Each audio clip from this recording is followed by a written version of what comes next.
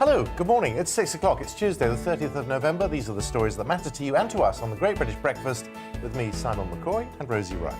Now, an urgent rollout. Boosters are going to be offered to all over 18s in the UK to try to help fight the spread of the Omicron variant, as the government tells us not to panic. How are you feeling? Let us know. GBViews at gbnews.uk. The return of the mask. Face coverings are now mandatory in many places across England, including public transport. Our North West of England reporter Bradley Harris will break down the new measures. France and the UK are going to resume talks on tackling the Channel migrant crisis as Paris backtracks on its refusal to negotiate. Is this the breakthrough we've been waiting for? And Labour reshuffle. Sir Keir Starmer appoints Yvette Cooper as Shadow Home Secretary. But was the Deputy Leader Angela Rayner kept in the dark? Barbados becomes a republic and says goodbye to the Queen as their head of state. Will other countries follow?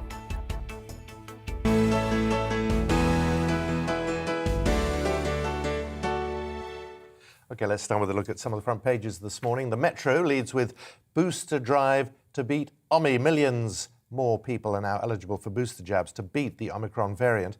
Everyone over 18 years old can now have a third dose. No cause for panic, according to the US President Joe Biden. That's the front page of The Telegraph. Also on that, Prince Charles is going to become the first member of the royal family to acknowledge formally the appalling atrocity of slavery in the Caribbean. He's visiting Barbados to witness it officially become a republic. The Eye leads with the news that every adult in the UK will get the booster jab in order to fight the Omicron variant. Also on the front page, Angela Rayner and Sir Keir Starmer. They've clashed over that cabinet reshuffle. The Labour leader launched the surprise shake-up as frontbencher Cat Smith quit. Deputy Leader Rayner reportedly wasn't consulted. The Guardian, it's the race to return 500,000 UK jabs a day, lead the paper. Ministers are targeting a return to 500,000 COVID jabs a day as the waiting time for boosters was cut from 6 months to 3 months after your second jab in an attempt to outpace the Omicron variant. The Daily Mirror leads with the news of booster jabs for all, with the gap between second and third doses cut to those 3 months. Also on the front page, out in the cold, as hundreds of thousands of people in the northwest continue without power. Actress Sheridan Smith is lucky to be alive after hitting a tree in her Range Rover, according to The Sun. Jesus, Mary, Joseph and the wee donkey leads the Daily Star as they take aim at Boris for panicking and reintroducing COVID measures while ensuring school nativity plays still go ahead. Well, let's return to our main story. All UK adults now are going to be offered a COVID booster jab to try to help stop another wave of infections driven by the new variant Omicron. Early evidence suggests that the variant has a higher reinfection risk, but scientists say it will take about 3 weeks before it's known how the variant impacts vaccine effectiveness. Until then, England's Deputy Chief Medical Officer, Professor Jonathan Van Tam, says vaccine boosting is the thing we can do most easily while we wait for the science mist to clear. Meanwhile, the government's introduced new self-isolation rules and made face coverings mandatory for visiting shops and riding public transport in England. That's as of 4 o'clock this morning. Well, to discuss all of these tactics to combat the variant, as well as other top stories of the day, Oscar Redrop, a public affairs specialist with Hawthorne Advisor, joins us in the studio. Thank you very much for your time and for coming in so early. Good morning. So there's a combination of stories around this new variant. There's the booster jab rollout, but also, as of today, 4 o'clock in the morning, lots of further restrictions. Do you think they're the right ones that are in place? I mean, purely from a communication standpoint, the government, it feels almost quite clickbaity communications at times. You know, you're scrolling, the way you consume your news now, all of a sudden you're seeing Sajid Javid there, so, you know, real alarmist stuff. I actually think on the policy end of things, it's been relatively proportionate. I just really hope this is where we stay, because you fear, and we've seen it Christmas after Christmas, year after year now, you know, this is where it starts, and in 2 weeks, 3 weeks, you know, a month's time, we end up having, you know, our day-to-day lives really, really, really impacted. And I just hope that we remain proportional to the risk. The government is damned if they do and damned if they don't, frankly. That's an impossible position to be in because, as we've heard, the scientists don't know. They say it's going to take weeks before we've got any clear idea. But it's as much the message and the messenger. I mean, I saw several news broadcasts in the last few days where the assumption was we're all doomed, we're heading for the worst, and this is the moment Labour can say that the government haven't reacted fast enough. There's already huge pressure, do something. there's nothing to be done until we know. Absolutely, and you watch, politicians stood there at the dispatch box, throwing, alarm bells right, left, and centre. But actually, when you listen to the content, what they're saying, it's we don't know, not sure, don't know, and that uncertainty is actually really unhelpful. And sometimes I wish the government would actually just be kind of clear in the uncertainty and be like, hey, normal life, keep going, guys. We have fought back from the brink to be in the position now where we can live. They've done, though, isn't it? To be fair to them, that is exactly what they've done. They've introduced some measures in terms of travel. The mask thing, I mean, frankly, how is it going to be enforced? It raises as many questions as it answers. But there's not much else without the firm scientific facts that we can do at the moment. No, well, I think that's a fair point. I would only hope that... I think we're a little bit tired, actually, of politicians really taking the airtime with this. And I really do. And I think to a degree, like, we'd like them to get back in their boxes a little bit. I think, in terms of the uncertainty that we are seeing with this, businesses, young people, people with families, just actually want a bit of consistency, and they want their daily lives to be actually actionable. And at the moment, it just feels like we're now slammed into a waiting room, and we're kind of waiting to find out how we can live and get on with our lives. And I think maybe that is necessary, and it's just frustration I'm articulating here. But that's the frustration they've got to grapple with, because there's no certainty in how to handle a pandemic, particularly with a virus that can mutate. No, of course, but I mean, and I've watched your programme for the last few days, and we've seen scientists come time and time again and say, hang on, guys, please, no panicking yet. We need to see the data. We need to see how this variant takes form. And I just hope the government can put their flag in the ground and go, OK, this is where we're at now. And, by the, kind of late December, we're in we get a Christmas, for God's sake. I mean, selfishly, that's what that's I think it's how where I'm feels. at. But look, GBViews at gbnews.uk. We do want to hear from you this morning and get a sense of how you feel about where we are with this. But let's move on. Let's talk about the other major crisis at the moment, of course, the migrant crisis. The position now where Paris and London are at each other's throats would suggest that it's going to be difficult to get any sign of breakthrough, but there is hope. There is hope. There wasn't, 12 hours ago there wasn't hope. And I think the partnership that we formed with the Dutch, I think that slightly pushed things along with France. Twiddling thumbs for years on this issue has resulted in absolutely horrific stuff like we saw the other week. And I just really, really hope that the policy guys and the politicians actually treat this with the severity that it requires, and actually take the human aspect at the forefront of their minds and reach an agreement on this for once and for all. But we're almost a week on from that tragedy now. If that was what was going to happen, it would have happened by now, wouldn't it? Yeah, again, but I've come on this show and I've sat opposite you, and I've said politicians often shy away from the truly big issues, and the truly big issues are the ones that affect and impact human life. And, I thought Boris's letter, you could argue, that letter should have been sent months, if not, when he first came into power back in 2019. But I thought there was sensible suggestions in there. And I thought, the French's handling of that and dismissal of it was pretty horrific, actually. So to wake up this morning and find they've actually rode back on that a little bit slightly, I think it's really, really, really positive stuff. And hopefully, next time I come on, we've actually finally reached an agreement, because this is not a one nation thing at all. This will take an issue of this kind of severity, and actually, a complicated issue like this, hugely complex, will require nations coming together to solve. It's not good enough for France just to say, your problem. The UK is too attractive. I thought that was, it was a child rather than a politician. OK. Let's look at that Labour reshuffle, Sir Keir Starmer. Some interesting moves, particularly interesting to Angela Rayner, who didn't know anything about him. Yeah, slightly, rearranging chairs on the deck chairs on the Titanic a little bit with the Labour Party, I sometimes feel. And I actually feel it was really misplaced to conduct the reshuffle and send her out there at the Institute of Government, let her do a speech while that was going on, and blindside her like that. Because actually, that's all we're talking about. We're now talking about Starmer versus Angela Rayner. We're not talking about the personalities that, soon to be, from a Labour perspective, in government one day. I think the traction on it will be, next to nothing. And I know we all had a big laugh about, Boris Johnson, or we're very concerned about Boris Johnson's CBI, Peppa Pig stuff.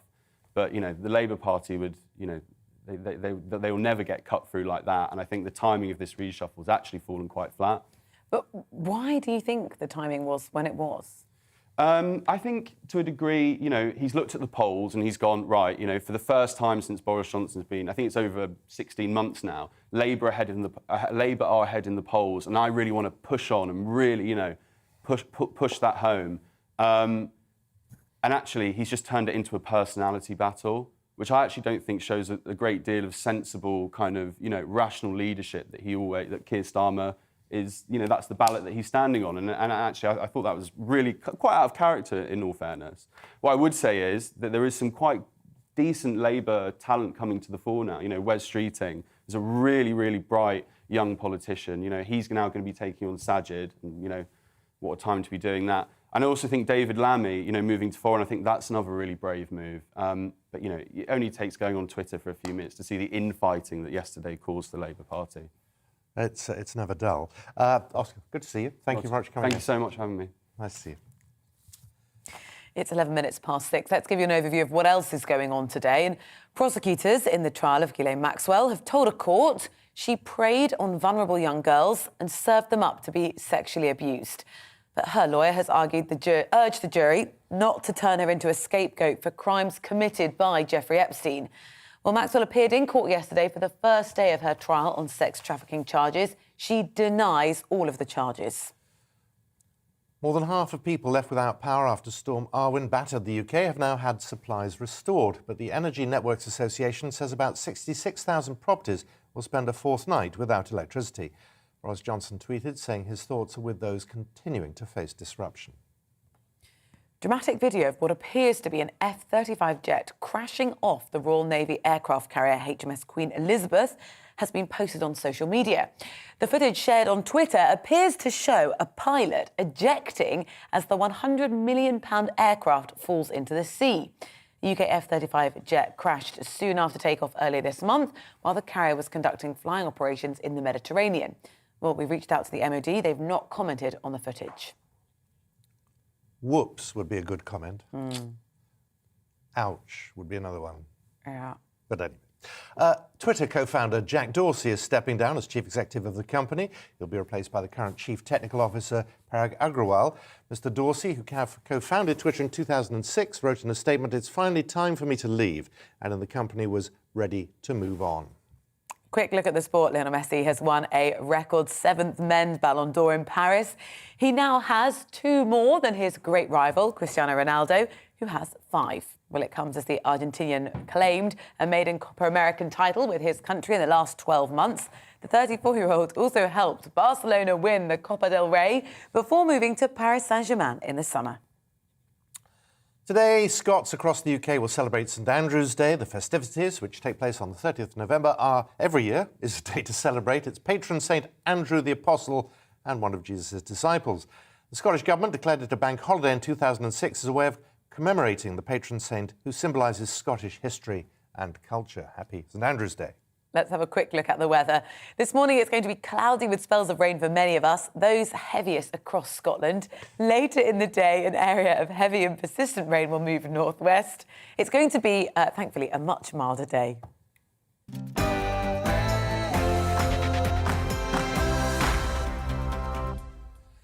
So, Brits who fail to wear a mask in shops and on public transport face a maximum fine of £6,400 from today. Penalties of £200 will be handed to people in England who don't wear a face covering under new government rules to help stop the spread of the Omicron COVID variant. Let's find out more. Our Northwest reporter, Bradley Harris, is live for us this morning at the Bolton bus interchange. Bradley, a very good morning to you. The rules changed at 4 o'clock this morning. Talk us through them.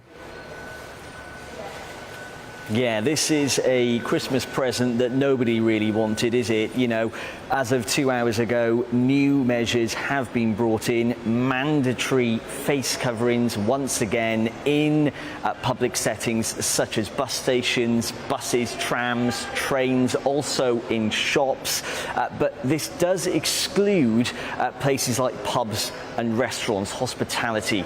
There you can sit in and stand up, in fact, without a face covering. And it's these specific restrictions that some people here in Bolton are getting particularly interested about, really concerned about actually, about the specific nature of some of these restrictions. I'll just run through some more, including pupils at secondary schools, for example, are being strongly advised, not mandatory, but strongly advised to wear face coverings in communal areas, so sitting down in canteens to have lunch, for example. This guidance extends to staff and visitors at all schools. So that's one of the other restrictions. Also, people coming to the UK from abroad, they are required to do a PCR test within 48 hours of arrival, and then they must self-isolate until they receive a negative result. And then, of course, booster jabs. That was the big news yesterday. Booster jabs are now available for all adults over 18, and that is now being the gap between your booster jab and your second dose is now being decreased from 6 months to 3 months. So if 3 months ago you had your second dose of the vaccine, you can now go and get your booster, your third dose of vaccination. Of course, the second dose as well is now being offered to 12 to 15-year-olds. But of course, we do have to remember as well that in Scotland, Wales and Northern Ireland, some of these restrictions, like wearing face coverings indoors, are already in place. We know that they've been asking for tougher restrictions, particularly with travel, but Number 10 have rejected this so far. So they're the kind of top main headlines of some of the new measures coming into place. Like I say, I was around Bolton yesterday, actually, chatting to some of these people, their thoughts on this, and a lot of people were saying, again, about the specific nature of these restrictions. Why do you have to wear a face covering in a bus station or on a tram, yet you can go into a restaurant or a pub and it's a different story? You can take your covering off and you can stand up at the bar. That's the concern for some people. Why is it one rule for one place and another rule for another? So that's the concern for some of the people here in Bolton today. Just talk us through the enforcement of this, Bradley, because it's all very well saying £200 fine, that then doubles, and, you know, repeat offenders, it goes up to £6,000. That's going to be a difficult call for someone to actually act on. Yeah, well, let's be honest. I'm looking around now and there's no police officers or anybody enforcing this. Some people are wearing face coverings, some aren't. And this is the thing. How is this going to be policed? How is this going to be regulated? Many people here, particularly in Bolton, are frustrated with these new measures, saying that actually we've been here before where we've had to wear face coverings. Why should we go and do this again? People are looking forward to Christmas. They feel like we're back to normal again. Of course, this Omicron variant is causing concern for some people, particularly scientists, who are still yet to work out what this variant means and the impact on the vaccine. But yes, certainly, how is this going to be policed is a big question. Right now, there's nobody here who are patrolling and looking for people specifically who aren't wearing a face covering before they board on buses for their journeys today. Bradley, thank you very much. We'll be checking back in with Bradley across the morning. Now, coming up here on the Great British Breakfast, where it's coming up to 6:20, we're talking about the Labour reshuffle. We'll break down who's in, who's out. But first, the weather update. It's time to remind ourselves there's always another winter. Canary Islands sponsors the weather.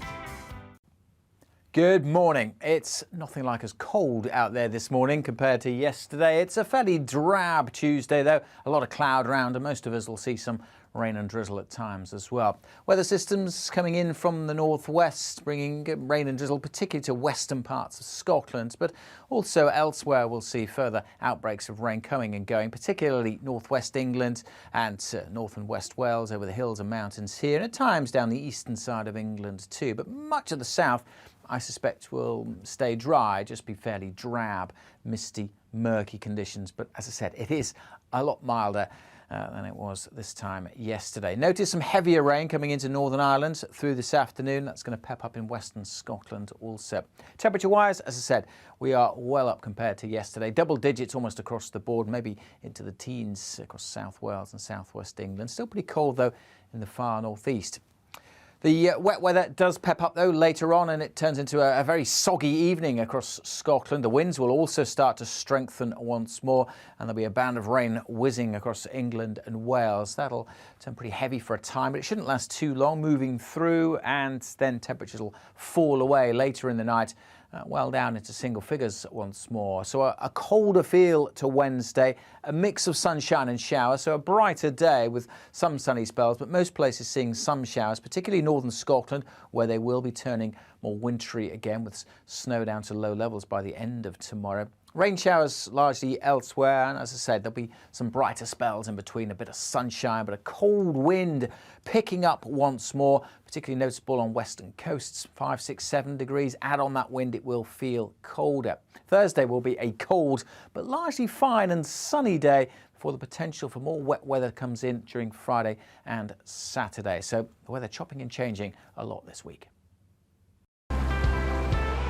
Canary Islands sponsors the weather.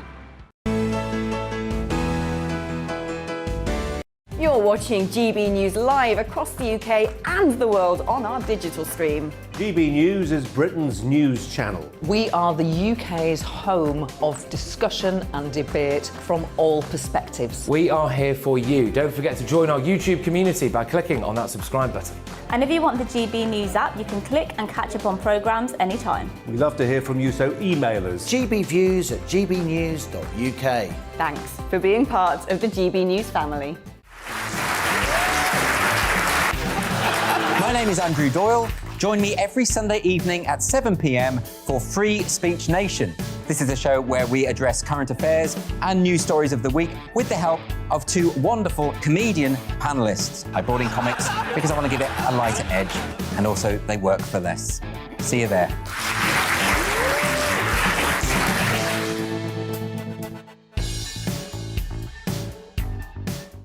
Join my show Farage, 7 p.m. till 8 p.m. Monday through Thursday, and there you will get opinion, analysis, debate, and I'll cover stories that nobody else dares to touch. And then for the last 15 minutes, talking pints. We're over a drink. We have a civilised conversation with someone. We very often disagree, but we do it in a grown-up way. Come and join me on Farage.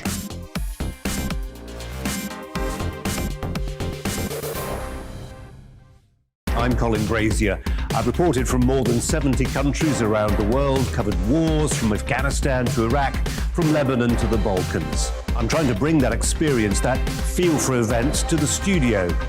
And something else, I'm ready to give an opinion. Today's stories with a spark. Brazier from 8 p.m. weekdays on GB News.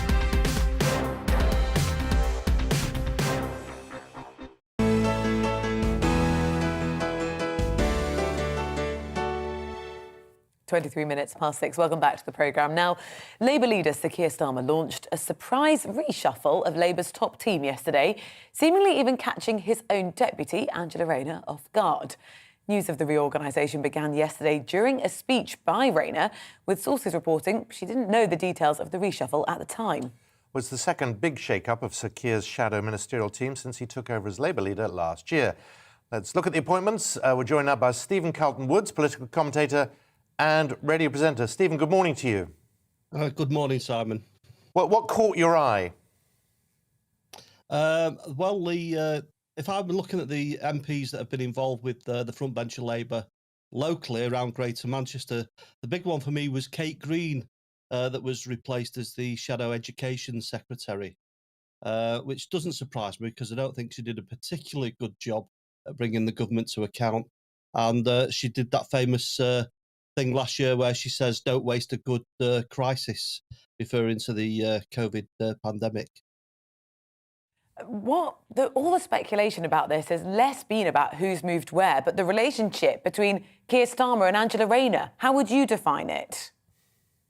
Well, we've been talking about the quality of MPs on the front benches, and we've been talking about the select committee's proposals yesterday that came out about MPs having second jobs. Well, we look at the quality of government with high-profile people that got to the top of the tree with their careers, that have earning potential of lots and lots of money, where you look over at the Labour front benches and the quality is definitely not the same.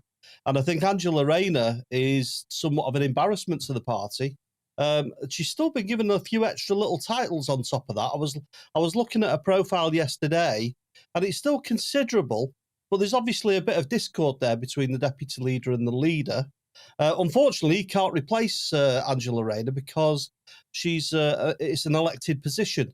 So unfortunately, he's stuck with it till there's a challenge on the position.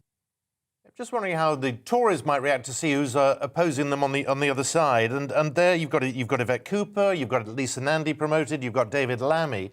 I mean, these are big names.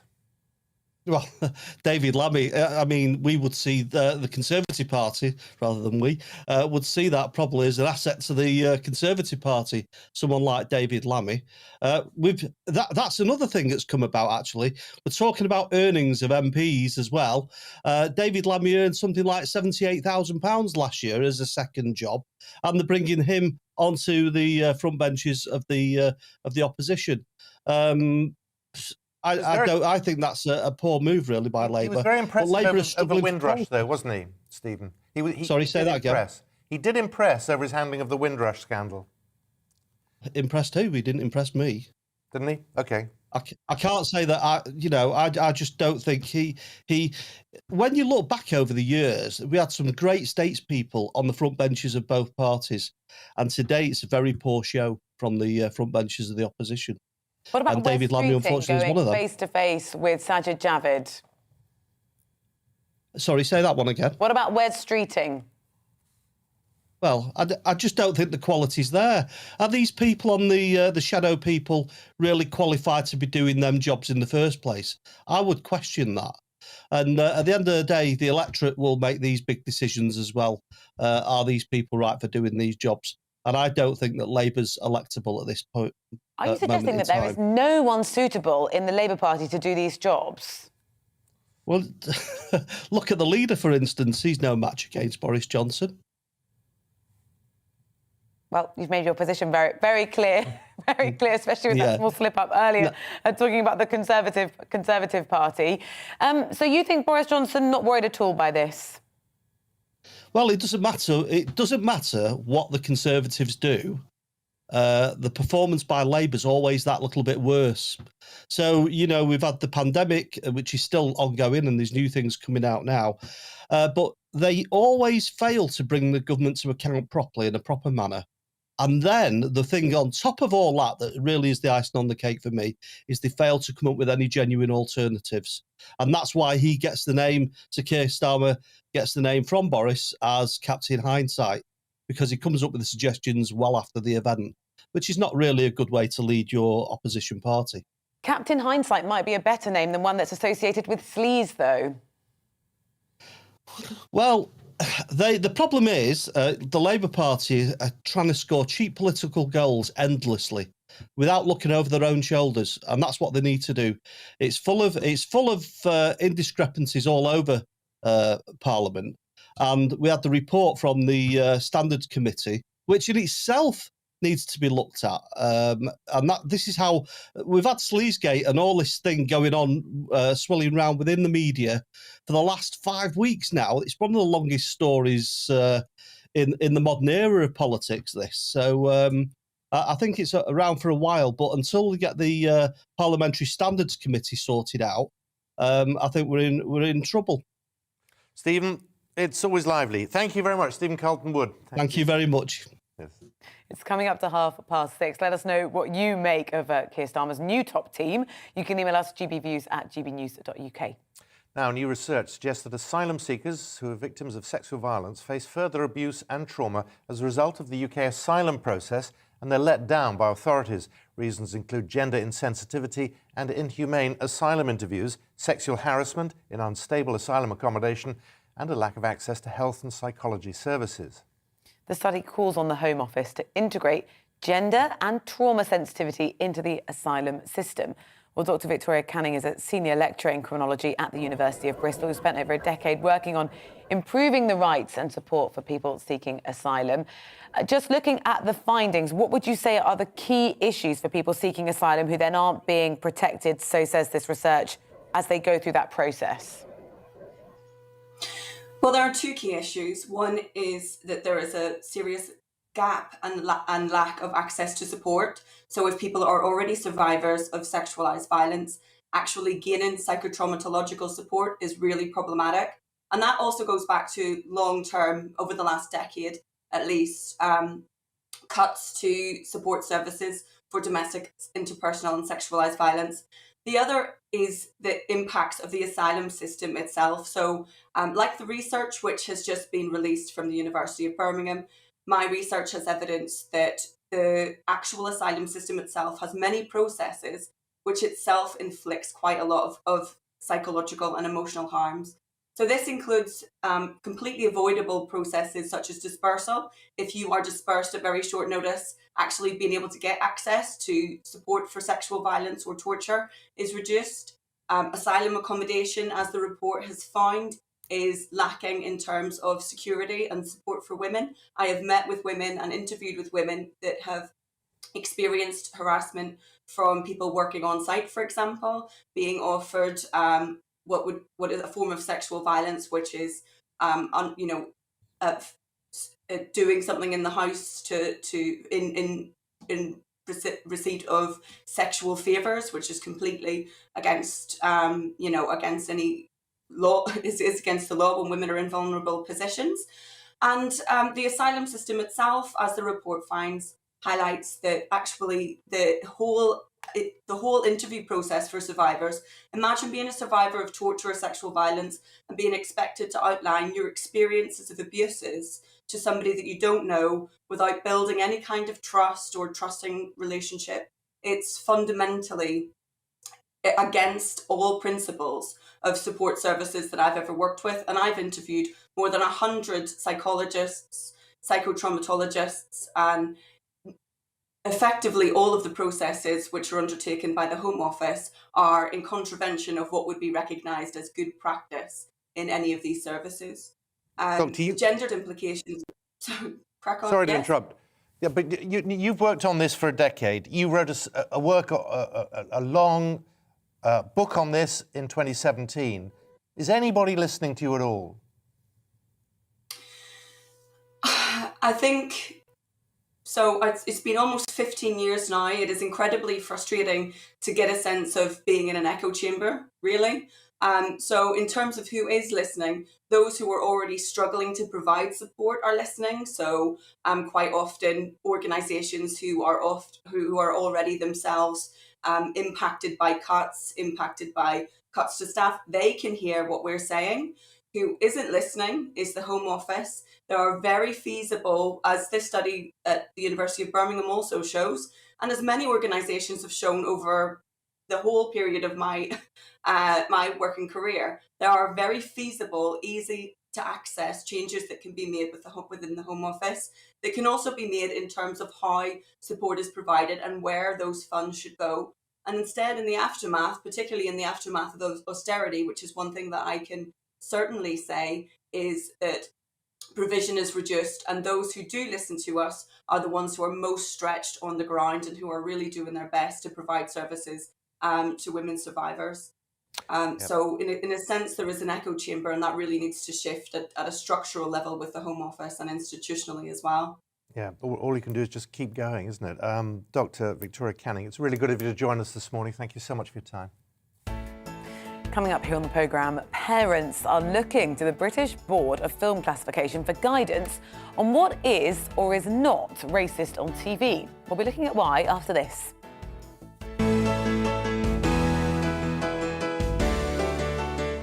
You're watching GB News live across the UK and the world on our digital stream. GB News is Britain's news channel. We are the UK's home of discussion and debate from all perspectives. We are here for you. Don't forget to join our YouTube community by clicking on that subscribe button.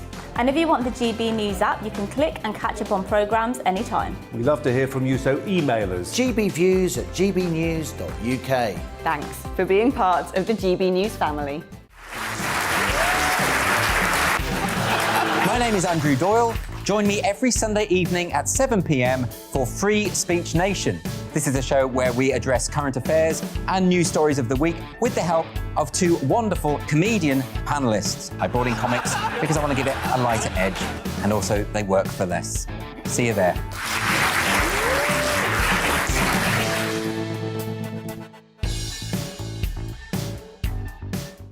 Join my show Farage, 7 p.m. till 8 p.m. Monday through Thursday, and there you will get opinion, analysis, debate, and I'll cover stories that nobody else dares to touch. And then for the last 15 minutes, talking pints. We're over a drink. We have a civilized conversation with someone. We very often disagree, but we do it in a grown-up way. Come and join me on Farage.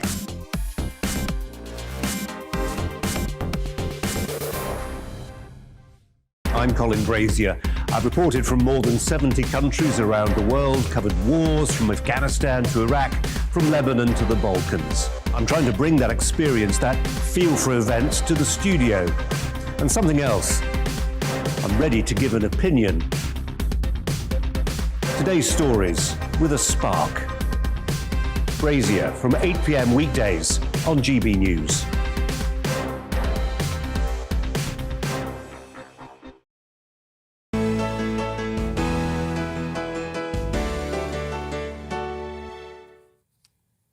Welcome back. It is just gone 25 minutes to 7. Now, the British Board of Film Classification have launched a commission into racism and discrimination in films and TV shows and found that parents are concerned about children imitating potentially discriminatory behaviour or language. Parents are looking to the BBFC's certification of movies and guidance to make more informed viewing choices for their children. Well, as a result, the BBFC says it will adopt a stricter position on classifying racist language and actors portraying assumed racial identities. Well, David Austin is the BBFC Chief Executive and joins us now. A very good morning to you. Hello, thanks for inviting me on the show. Well, it's good to see you. Now, we're talking about movies in which actors black up, such as Laurence Olivier in Othello. What's the recommendation now as to how parents will be aware of that before they watch it? I think what we found in the research is that one thing we wanted to check is how people felt about this kind of assumed racial identity, and they didn't like the word blackface, which is offensive to many people. And what they said about older films is that they're of their time. We understand that this was not uncommon back in the day, and often a content warning would be enough. And we would say, an actor taking an assumed racial identity, rather than raising the age rating. And one of the things that they also said is that we need to take account in classifying these older films about the intent of the depiction in the film. Is it respectful or is it offensive? And people drew a clear line, for example, between Alec Guinness in Lawrence of Arabia, who a white actor playing an Arab in a very respectful portrayal, against Mickey Rooney, who plays a grotesque caricature of a Japanese man in Breakfast at Tiffany's. So the people said, Lawrence of Arabia could have a lower classification than Breakfast at Tiffany's because of the different intent behind the portrayal. And people said, but in modern films, this is no longer acceptable, and we would need to warn people that this is happening in a film if it happens these days. But to be honest, it's more or less a thing of the past. You meant Peter O'Toole, don't you, in Lawrence of Arabia? Yeah, well, you mentioned Othello. There were all sorts of characters, but Alec Guinness certainly played a non-white character in Lawrence of Arabia. So, can you explain the process that you're going to go through? Is there going to be a panel of people who assess things and work out what is problematic, what isn't, what kind of warnings to provide? Yeah, so we classify films. We classify thousands of films and videos and TV content every year. We have a highly trained team of examiners. And on the back of this research, we'll be looking at adjusting our policies, and for example, in that kind of depiction, use of the N-word. So we'll classify films using the same processes. So people sit down in front of a film, they watch the film, they analyse it, they note the P moments, and at the end of it, they make a recommendation as to what the age category should be. And that recommendation and all our standards are based on large-scale public consultations. So in addition to this kind of quite tight research looking at a particular issue, every 4 years we talk to 10,000 members of the public, the length and breadth of the UK, and people tell us what's acceptable in terms of sex, violence, language, throughout all the age categories. So the way we do it will be the same, but we will be adjusting our standards slightly. And one of the areas is that we're adjusting is use of the N-word, which people have told us is now virtually never acceptable as under 12. And a film we classified PG a few years ago called Race, which is a biopic about the American sprinter Jesse Owens, included use of the N-word directed against him. And we were thinking, is this PG? Is it 12A? And we thought, well, the film has so many positive messages about overcoming adversity, and it's such an anti-racist film that we thought PG would be the right category, despite the use of the N-word. But having done this research, people told us we understand all those reasons that mitigate the offence in the use of the word, but we still think we should. It's such a powerful and offensive word that we think we should have rated it 12. So if the film were to come in again, or another film with similar use of language, we would classify that 12. David, is there an acceptance that some films, older films obviously, are a product of their time? And how difficult is it to assess how you mark that in terms of warning the public what to expect? Yes, so there's absolutely that recognition completely, and people understand. Say, please don't uprate a film. We understand it was made in 1930 or 1940, but put a warning on. So, one of the films we looked at was Dumbo, and there's a scene in Dumbo in which there are some crows who are behaving there was racial stereotyping involving these characters who are crows. And Dumbo has a U rating, and people were pretty unanimous in saying, don't uprate Dumbo to a higher category. It's a really good children's film, but we want to be told that there is racial stereotyping in this film. So Dumbo does have, in fact, a warning of racial stereotyping. And parents are really interesting in this. We found really that parents split into two camps. There are protectors who want their children to be children for as long as possible, and they don't want to show their children film perhaps with racial stereotyping. And there are preparers who want to know there's racial stereotyping so they can use that as a conversation starter with their children. They would see Dumbo as a teaching moment. And there was another film that we showed to the public called Horrible Histories, and it was about the civil rights movement in the United States. And in the film, it used the word coloured, and it talked about racism in the US. And we gave the film a PG because of the racist language and racism. And most of the respondents in this research said, actually, we would have liked you to have given that a U, because it is a real teaching moment. But whether you're a protector or a preparer as a parent, you want content warnings. So something like racial stereotyping is a really good content warning for them. David, just really quickly, how do you personally feel about the responsibility to get this right? It's absolutely our responsibility. One of the reasons that we have such high levels of trust, with 83% of parents saying they trust us our decisions all or most of the time, we have to get it right. It's completely our duty. So that is why we talk to people, the length and the breadth of the UK, on a frequent basis on a whole range of issues. We did some research into domestic abuse last year to ensure that all our decisions and all our standards reflect what the public expects from us. David, I've just had an email from Simon, and I don't know if this comes under your remit. It perhaps does. Are you going to give a warning to people that it's a woman who plays Bart Simpson? No. The research focused on these old-fashioned portrayals of assumed racial identity in old films. We haven't considered that issue at all. Fine. Just thought I'd just put it out there. David, it's really good of you to join. It's really good of you to join us. Thanks so much for your time this morning. Now, it's coming up to 7:15. The UK is hoping to cash in on major sporting events over the next decade, things like the FIFA World Cup, the Olympics. And a new report finds that the economy could reap the benefits by as much as £4 billion. Earlier this year, UK Sport earmarked nearly 100 events it wants to host, including the 2030 Men's Football World Cup and the 2025 Women's Rugby World Cup. Sports broadcaster Rupert Bell joins us now. Rupert, good morning to you. Good morning, Simon. So there's money in sport. Who knew?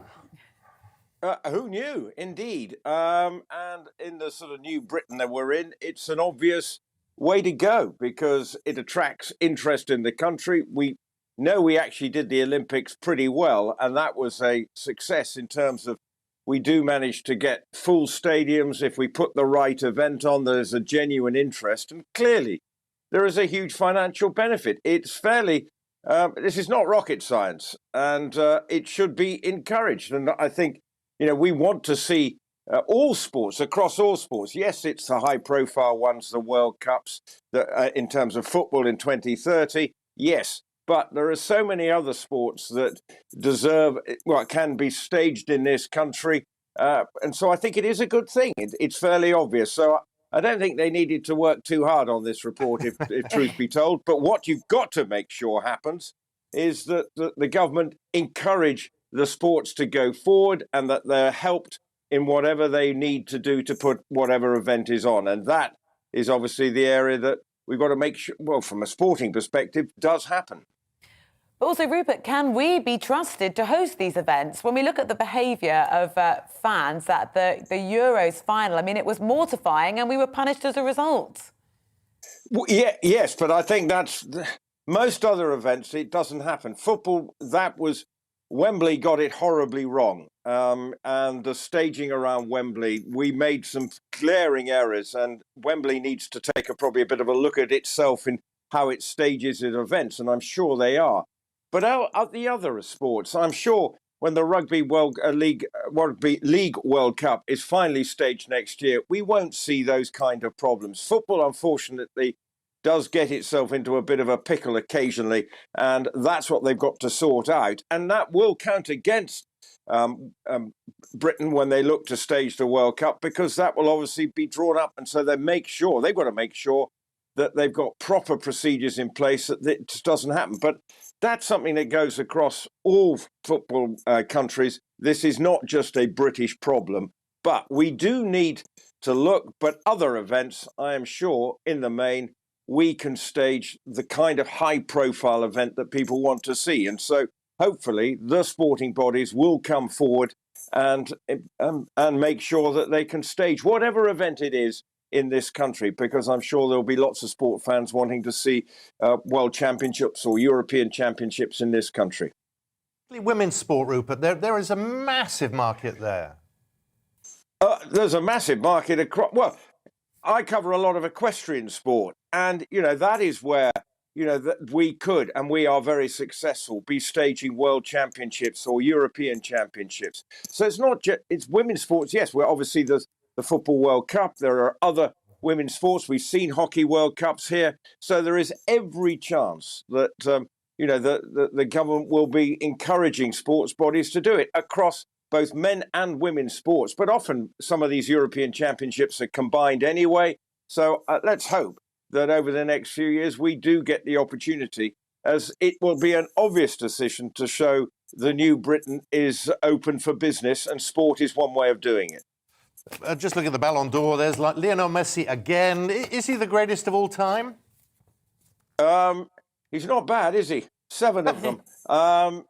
He's 34 years of age, and maybe the star might start finally to wane, but he's had another terrific year, stacked full of goals, also winning the Copa America for Argentina. That was very much a highlight.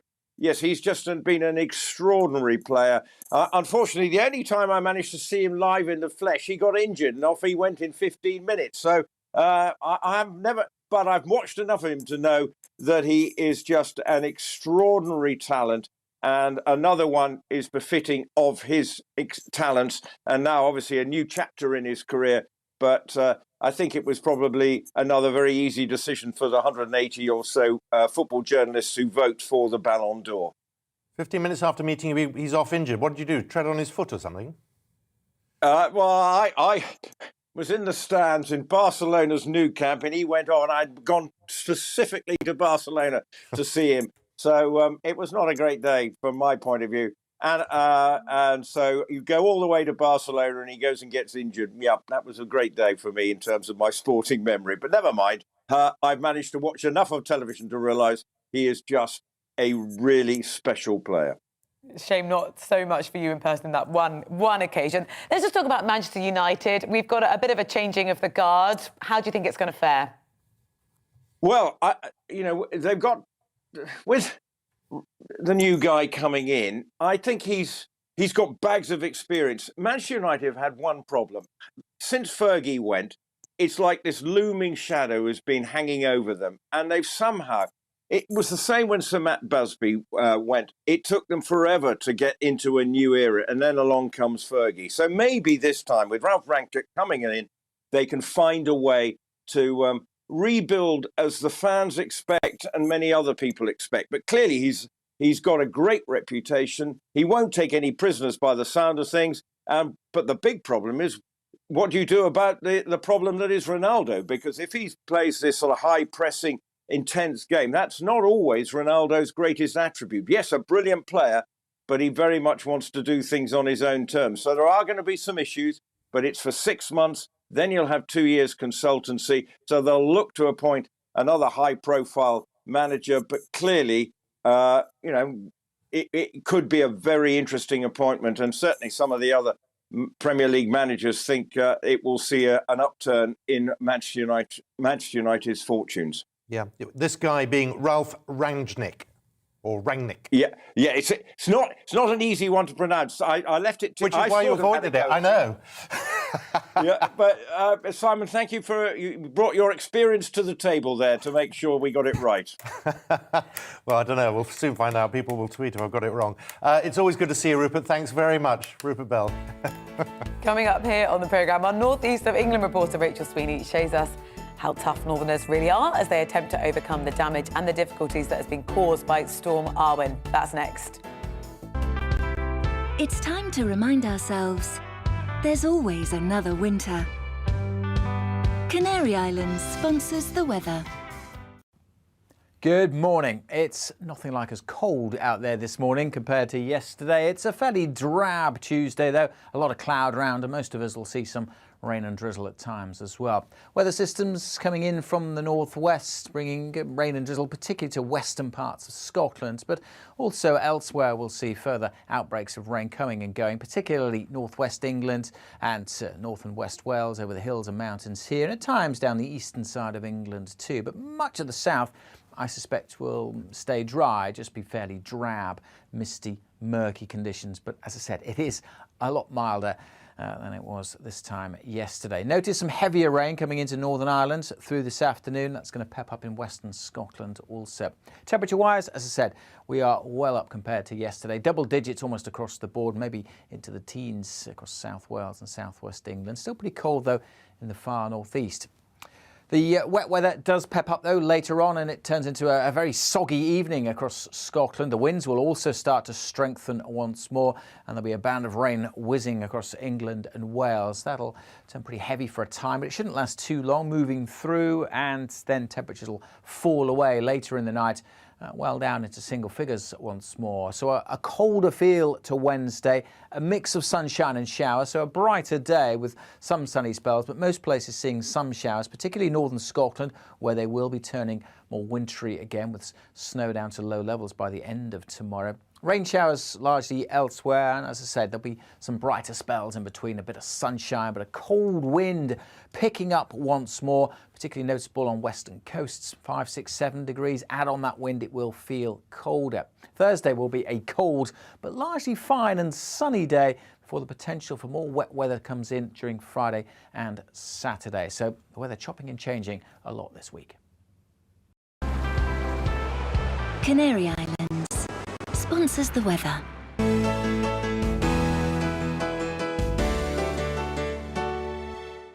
You're watching GB News live across the UK and the world on our digital stream. GB News is Britain's news channel. We are the UK's home of discussion and debate from all perspectives. We are here for you. Don't forget to join our YouTube community by clicking on that subscribe button. And if you want the GB News app, you can click and catch up on programmes anytime. We love to hear from you, so email us. gbviews@gbnews.uk. Thanks for being part of the GB News family. My name is Andrew Doyle. Join me every Sunday evening at 7 p.m. for Free Speech Nation. This This is a show where we address current affairs and news stories of the week with the help of two wonderful comedian panellists. I brought in comics because I want to give it a lighter edge, and also they work for less. See you there.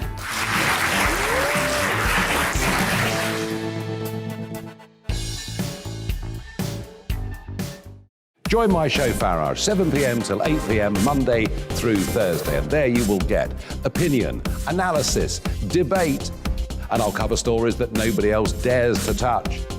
And then for the last 15 minutes, talking pints. We're over a drink. We have a civilised conversation with someone. We very often disagree, but we do it in a grown-up way. Come and join me on Farage.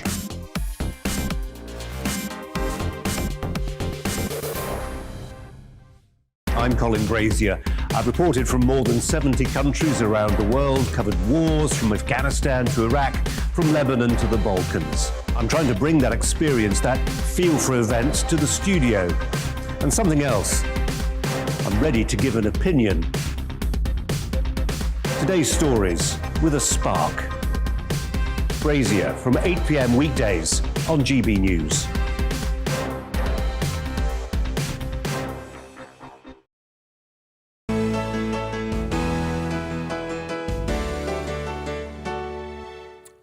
Welcome back. 5 minutes to 7. You're watching the Great British Breakfast. Now, the impact of Storm Arwen is still being felt across the northeast of England as hundreds of families are still without power. Many roads are closed, conditions awful and still dangerous, and some are still waiting for water and electricity.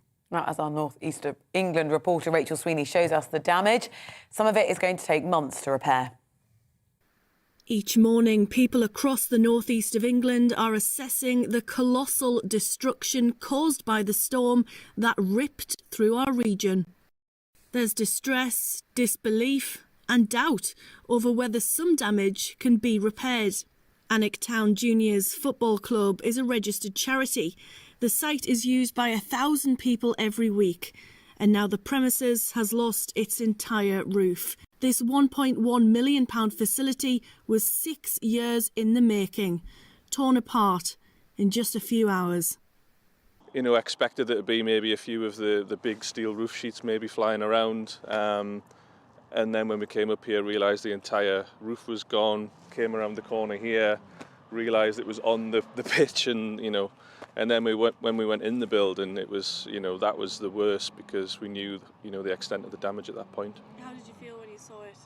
Oh, just gutted. Obviously, all the time and effort that's gone into it. We had a 2-year delay with COVID in opening the building as well, and yeah, it was just heart-wrenching, really. But you know, it's just one of those things that we need to kind of pick up the pieces literally, and you know, everyone will pull together in the local community and the club, and we'll get it sorted. Despite Northumberland seeing the fastest gusts of up to 98 miles per hour, it wasn't the only part of the northeast region that saw destruction. Here in Trimdon at Link Kennels, the roof is completely blown off, and there was a hugely speedy rescue operation of 37 dogs. The team managed to get them all out in 45 minutes. Devastated. It's a life's work going into them kennels. So I don't know. We're going to try our best to come back. The ground community's been brilliant. I mean, they've come together and helped. We've got the dogs into other places, and as you can see, there's lads have actually dropped jobs to come and start the roof now. But I don't know. It's a long way back to get. You know, it's a long way to do anything, get anywhere near where we were before. So you can see how deflated you are. Yeah, yeah, absolutely, gutted. The owners are grateful to the people who've stopped everything to help. 20 minutes down the road, a hotel owner is offering people without water or power a place to stay. You know, me and my mother sat there with the prospect of sitting in an empty hotel with no power or electricity and having to stay in the building, and it's a scary thought. So we thought, if we can help somebody else who might be stuck in the same situation of having to spend a night in the house whereby they can't boil a kettle or keep themselves warm, then, you know, we'd do what we could. And there's hundreds of thousands of people in our area. Sometimes you can't rely on just the grid coming to you and getting your electricity. You need to be able to go, right, well, what can we do to help, you know, the person who's next door to us, or somebody who's down the street who maybe their house doesn't have electricity back on yet, and I think it would be nice if we could all just do a little bit. A little bit goes a long way in a crisis. As people wait to hear about insurance claims, one thing is for certain: community is crucial at a time like this. And that was Rachel Sweeney. We'll be hearing from her live a little later this morning. A lot of reaction to that interview with the British Board of Film Censors. This from Bob, who says, the chap who's warning viewers about films that show people portraying other characters, is he going to put out warnings in Eddie Murphy films? A lot of you mentioning Eddie Murphy films this morning, and others where black actors play white characters. Racist language is clearly offensive, so is he also going to warn or reclassify urban culture films where people of colour use the N-word? It's about time people started to regard us all as equal and see past colour and stop looking for ways to divide and splinter our society, he says. A lot of you texting in on those lines. Please do keep getting in touch. GBViews at gbnews.uk.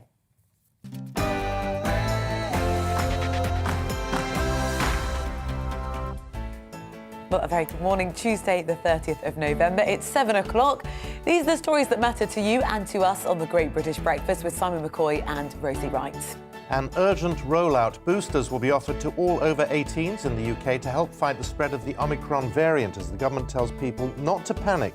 But how are you feeling? Let us know. gbviews at gbnews.uk. The return of the mask. Face coverings are now mandatory in many places across England, including public transport. Our North West of England reporter Bradley Harris is going to break down the new measures. France and the UK will resume talks on tackling the Channel migrant crisis as Paris backtracks on its refusal to negotiate. Is this the breakthrough we've been waiting for? Labour reshuffles. Sir Keir Starmer appoints Yvette Cooper as Shadow Home Secretary, but was Deputy Leader Angela Rayner kept in the dark? Barbados becomes a republic and says goodbye to the Queen as their head of state. Will other countries now follow?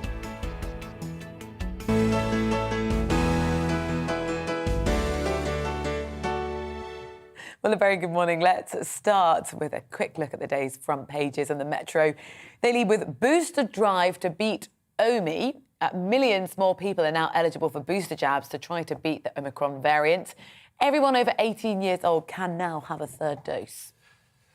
No cause for panic, according to the US President Joe Biden. That's on the front page of The Telegraph. Also on their front page, Prince Charles, who's set to become the first member of the royal family to acknowledge formally the appalling atrocity of slavery in the Caribbean. He did it actually a couple of hours ago while visiting Barbados to witness officially Barbados becoming a republic. The Eye leads with the news that every adult in the UK is going to get the booster jab in order to fight the Omicron variant. Also on the front page, Angela Rayner and Sir Keir Starmer have clashed, so says the paper, over the cabinet reshuffle. The Labour leader launched a surprise shake-up as the frontbencher Cat Smith quit. Deputy Leader Rayner reportedly wasn't consulted.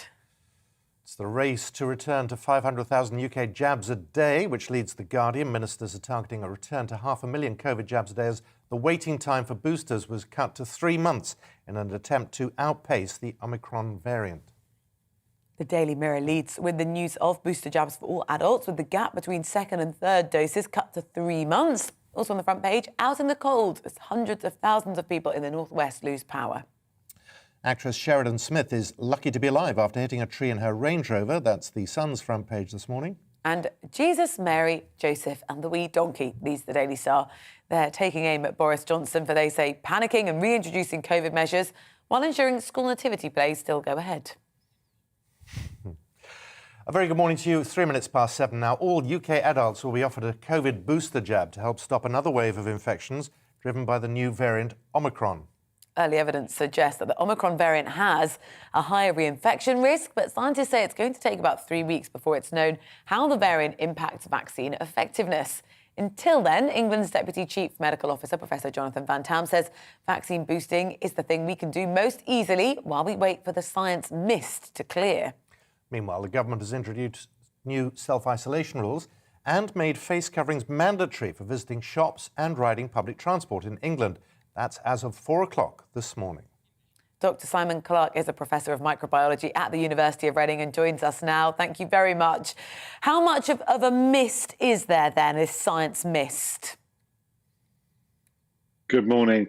Well, we've got a situation where we've got this variant, the genetic code of the virus. It tells us that that there's probably going to be increased transmissibility and decreased sensitivity to vaccine, and we're in a race really to find out the extent of both of those factors. The difficulty with this is in increased transmissibility, perhaps slightly getting around vaccines is one thing, but the issue has from day one been pressure on the NHS, preventing serious disease and obviously preventing death. So far, there's no evidence that this variant does either of those things. You're quite right, but it's too early to say that it doesn't. And governments have been criticised right at the very start of this, and more recently the introduction of the Delta variant in the UK for not acting quickly enough. So I guess they've decided that that's not going to happen again. What do you think of this strategy to get the booster jab in as many people's arms as possible to try and outpace the new variant? Is that possible?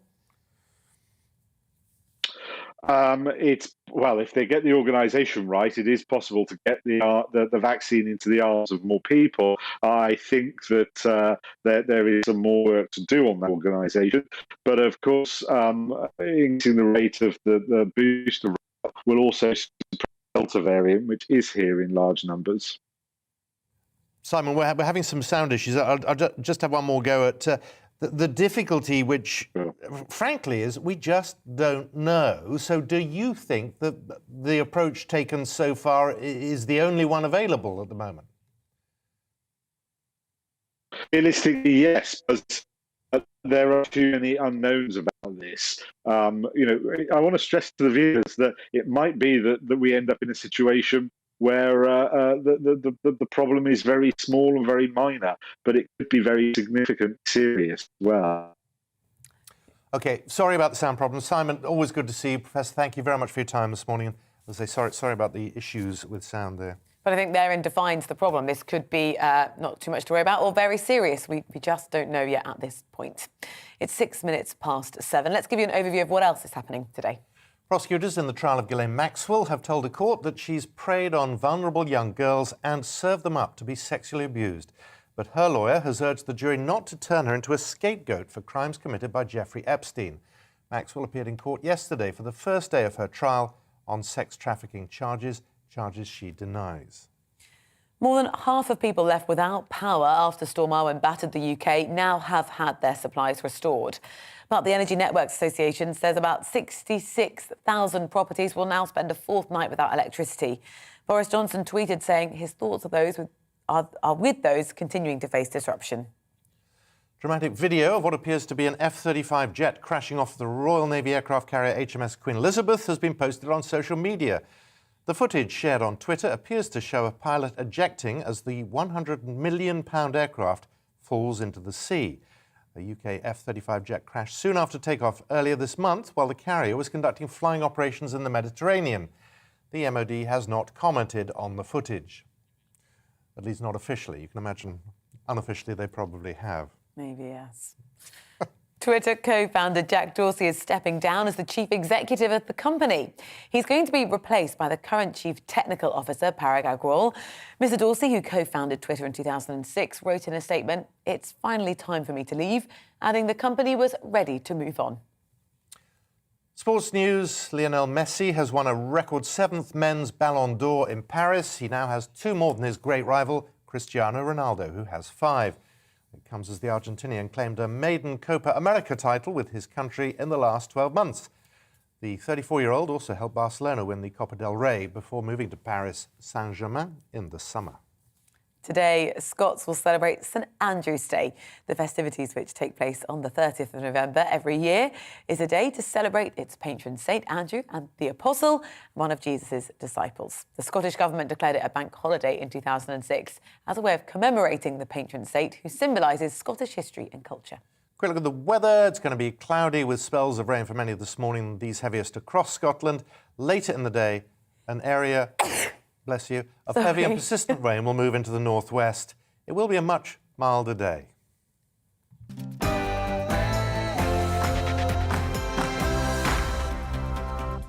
That was the weather, not to be sneezed at. If I could have waited about 5 seconds, it would have been fine. I wonder what you were doing. You were going... I was going, stop. Well, 9 minutes past 7. Big changes today for all of us, particularly if you're commuting to work this morning rather than working from home. Brits who fail to wear a mask in shops and on public transport face a maximum fine of £6,400 from today. Penalties of £200 will be handed to people in England who don't wear a face covering under new government rules to try to help stop the spread of the Omicron COVID variant. Yeah, you need to be careful of people who come onto the tube and start sneezing and coughing very close to you. It's really not helpful. Anyway, let's go to our GB News Northwest reporter, Bradley Harris. He's live for us this morning at the Bolton Bus Exchange. It's a big bus station. That's an understatement. Greater Manchester. Bradley, I mean, 4 o'clock this morning, this kicked in. What's kicked in? Yeah, here we go again. Those new measures in response to the variant Omicron has kicked in from 4 o'clock this morning. So we're looking at things like face coverings again, wearing those in bus stations, on buses, trams, trains, on any public transport in England, I should add. And also that excludes, I should say as well, pubs, restaurants, hospitality. Also those face coverings, it's not just on public transport. You are expected to wear face coverings in shops as well. So expect to get your face mask out if you're going into supermarkets to do your food shop today, for instance. But yeah, it does exclude hospitality. Now, it also goes on to secondary schools. Pupils are not it's not mandatory, but it's strongly advised that pupils in secondary schools wear a face covering in communal areas, places like canteens, when they're having their lunch, for example. Also, if you are coming over to the UK from abroad, you are expected to take a PCR test and then self-isolate until you receive that negative result. Now, what the government are also saying is if you do come into contact with the Omicron variant of the virus, you will be contacted by NHS Test and Trace, where you will then have to self-isolate for 10 days, regardless of whether you've had the vaccine or not. So they are some of those new measures that have been brought in. As I say, from 4 a.m. this morning, those measures have kicked in. Very interesting here in Bolton Interchange bus station. As you say, Simon, a huge bus station. Some people here wearing face coverings, some not. There's one person earlier on who said to me, if the bus driver doesn't ask me for a face covering, then I'm simply not going to wear one. This is the attitude that some people are taking to this. We still don't know how effective that this variant is going to be and how it's going to be impacted by things like the coronavirus vaccine that, if you remember, was originally made to combat the first original strain of coronavirus. So we're yet to see what effect this Omicron variant will have, but that doesn't seem to be phasing people's attitudes towards these new measures of wearing face coverings. So I think we'll have to see how people respond to this in the next few days.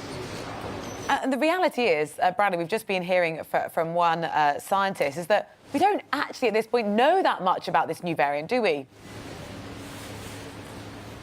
No, we don't. That's it. We actually don't know very much. And some scientists are saying that it could take up to 3 weeks to actually get a bit of an understanding about this Omicron variant and what it means. Of course, the word Omicron has been decided by the World Health Organization. It comes from other Greek code names like Delta and Beta, for instance. But what we do have to remember is that, you know, this isn't something that we're kind of really aware of for the first time, new variants. You know, we had the Beta variant, and that variant was said to be lethal to the public on paper, but then in reality it was actually the Delta variant that was the one that was said to destruct the world, so to speak.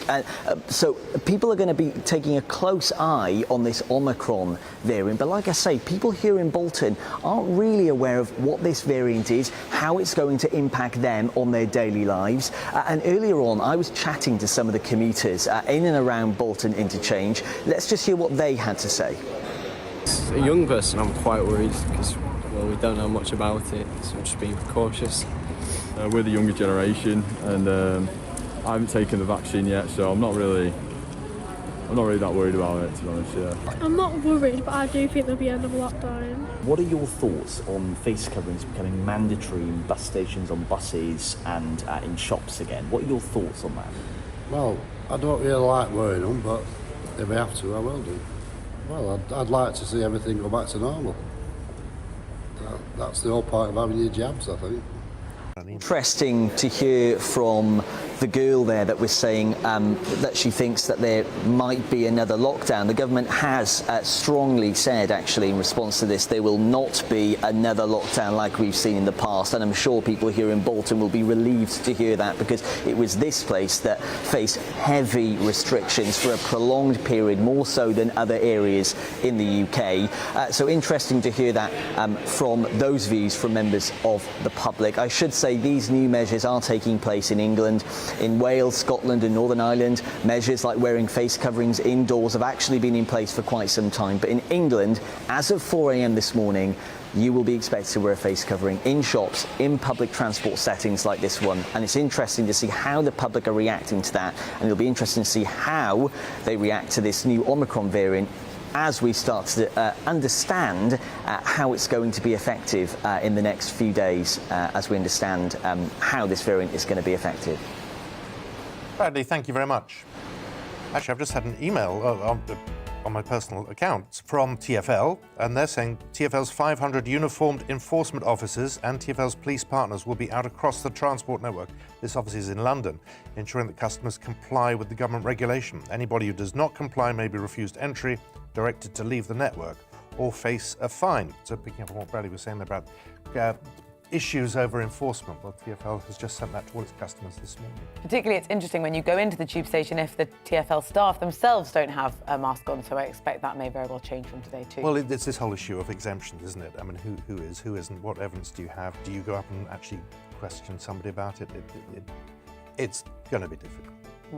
Let me know what you think. gbviews@gbnews.uk.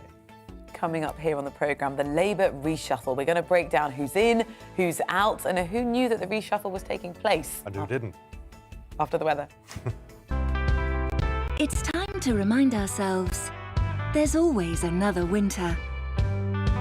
Canary Islands sponsors the weather.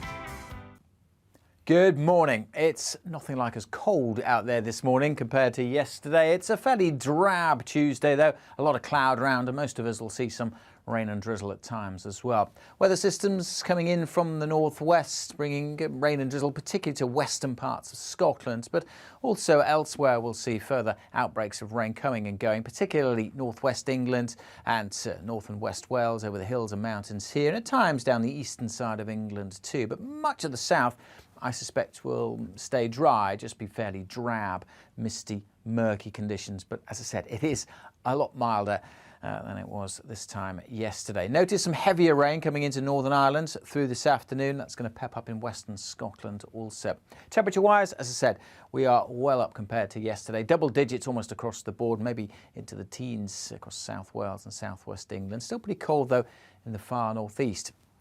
The wet weather does pep up, though, later on, and it turns into a very soggy evening across Scotland. The winds will also start to strengthen once more, and there'll be a band of rain whizzing across England and Wales. That'll turn pretty heavy for a time, but it shouldn't last too long, moving through, and then temperatures will fall away later in the night, well down into single figures once more. So a colder feel to Wednesday, a mix of sunshine and showers, so a brighter day with some sunny spells, but most places seeing some showers, particularly northern Scotland, where they will be turning more wintry again with snow down to low levels by the end of tomorrow. Rain showers largely elsewhere, and as I said, there'll be some brighter spells in between, a bit of sunshine, but a cold wind picking up once more, particularly noticeable on western coasts, 5, 6, 7 degrees. Add on that wind, it will feel colder.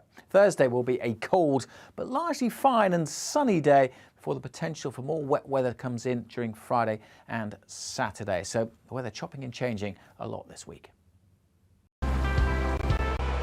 Canary Islands sponsors the weather.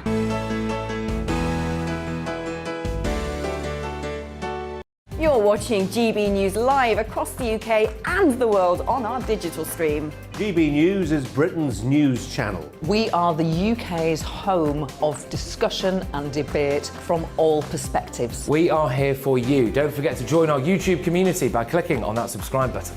And if you want the GB News app, you can click and catch up on programmes anytime. We love to hear from you, so email us. gbviews@gbnews.uk. Thanks for being part of the GB News family. My name is Andrew Doyle. Join me every Sunday evening at 7 p.m. for Free Speech Nation.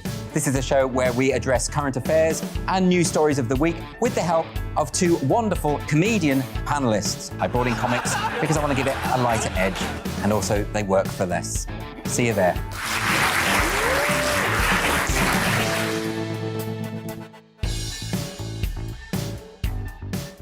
Join my show Farage, 7 p.m. till 8 p.m. Monday through Thursday, and there you will get opinion, analysis, debate, and I'll cover stories that nobody else dares to touch.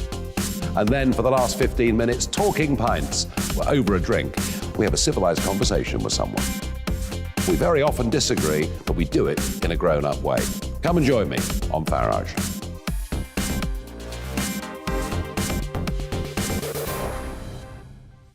I'm Colin Brazier. I've reported from more than 70 countries around the world, covered wars from Afghanistan to Iraq, from Lebanon to the Balkans. I'm trying to bring that experience, that feel for events, to the studio. And something else. I'm ready to give an opinion. Today's stories with a spark. Brazier from 8 p.m. weekdays on GB News.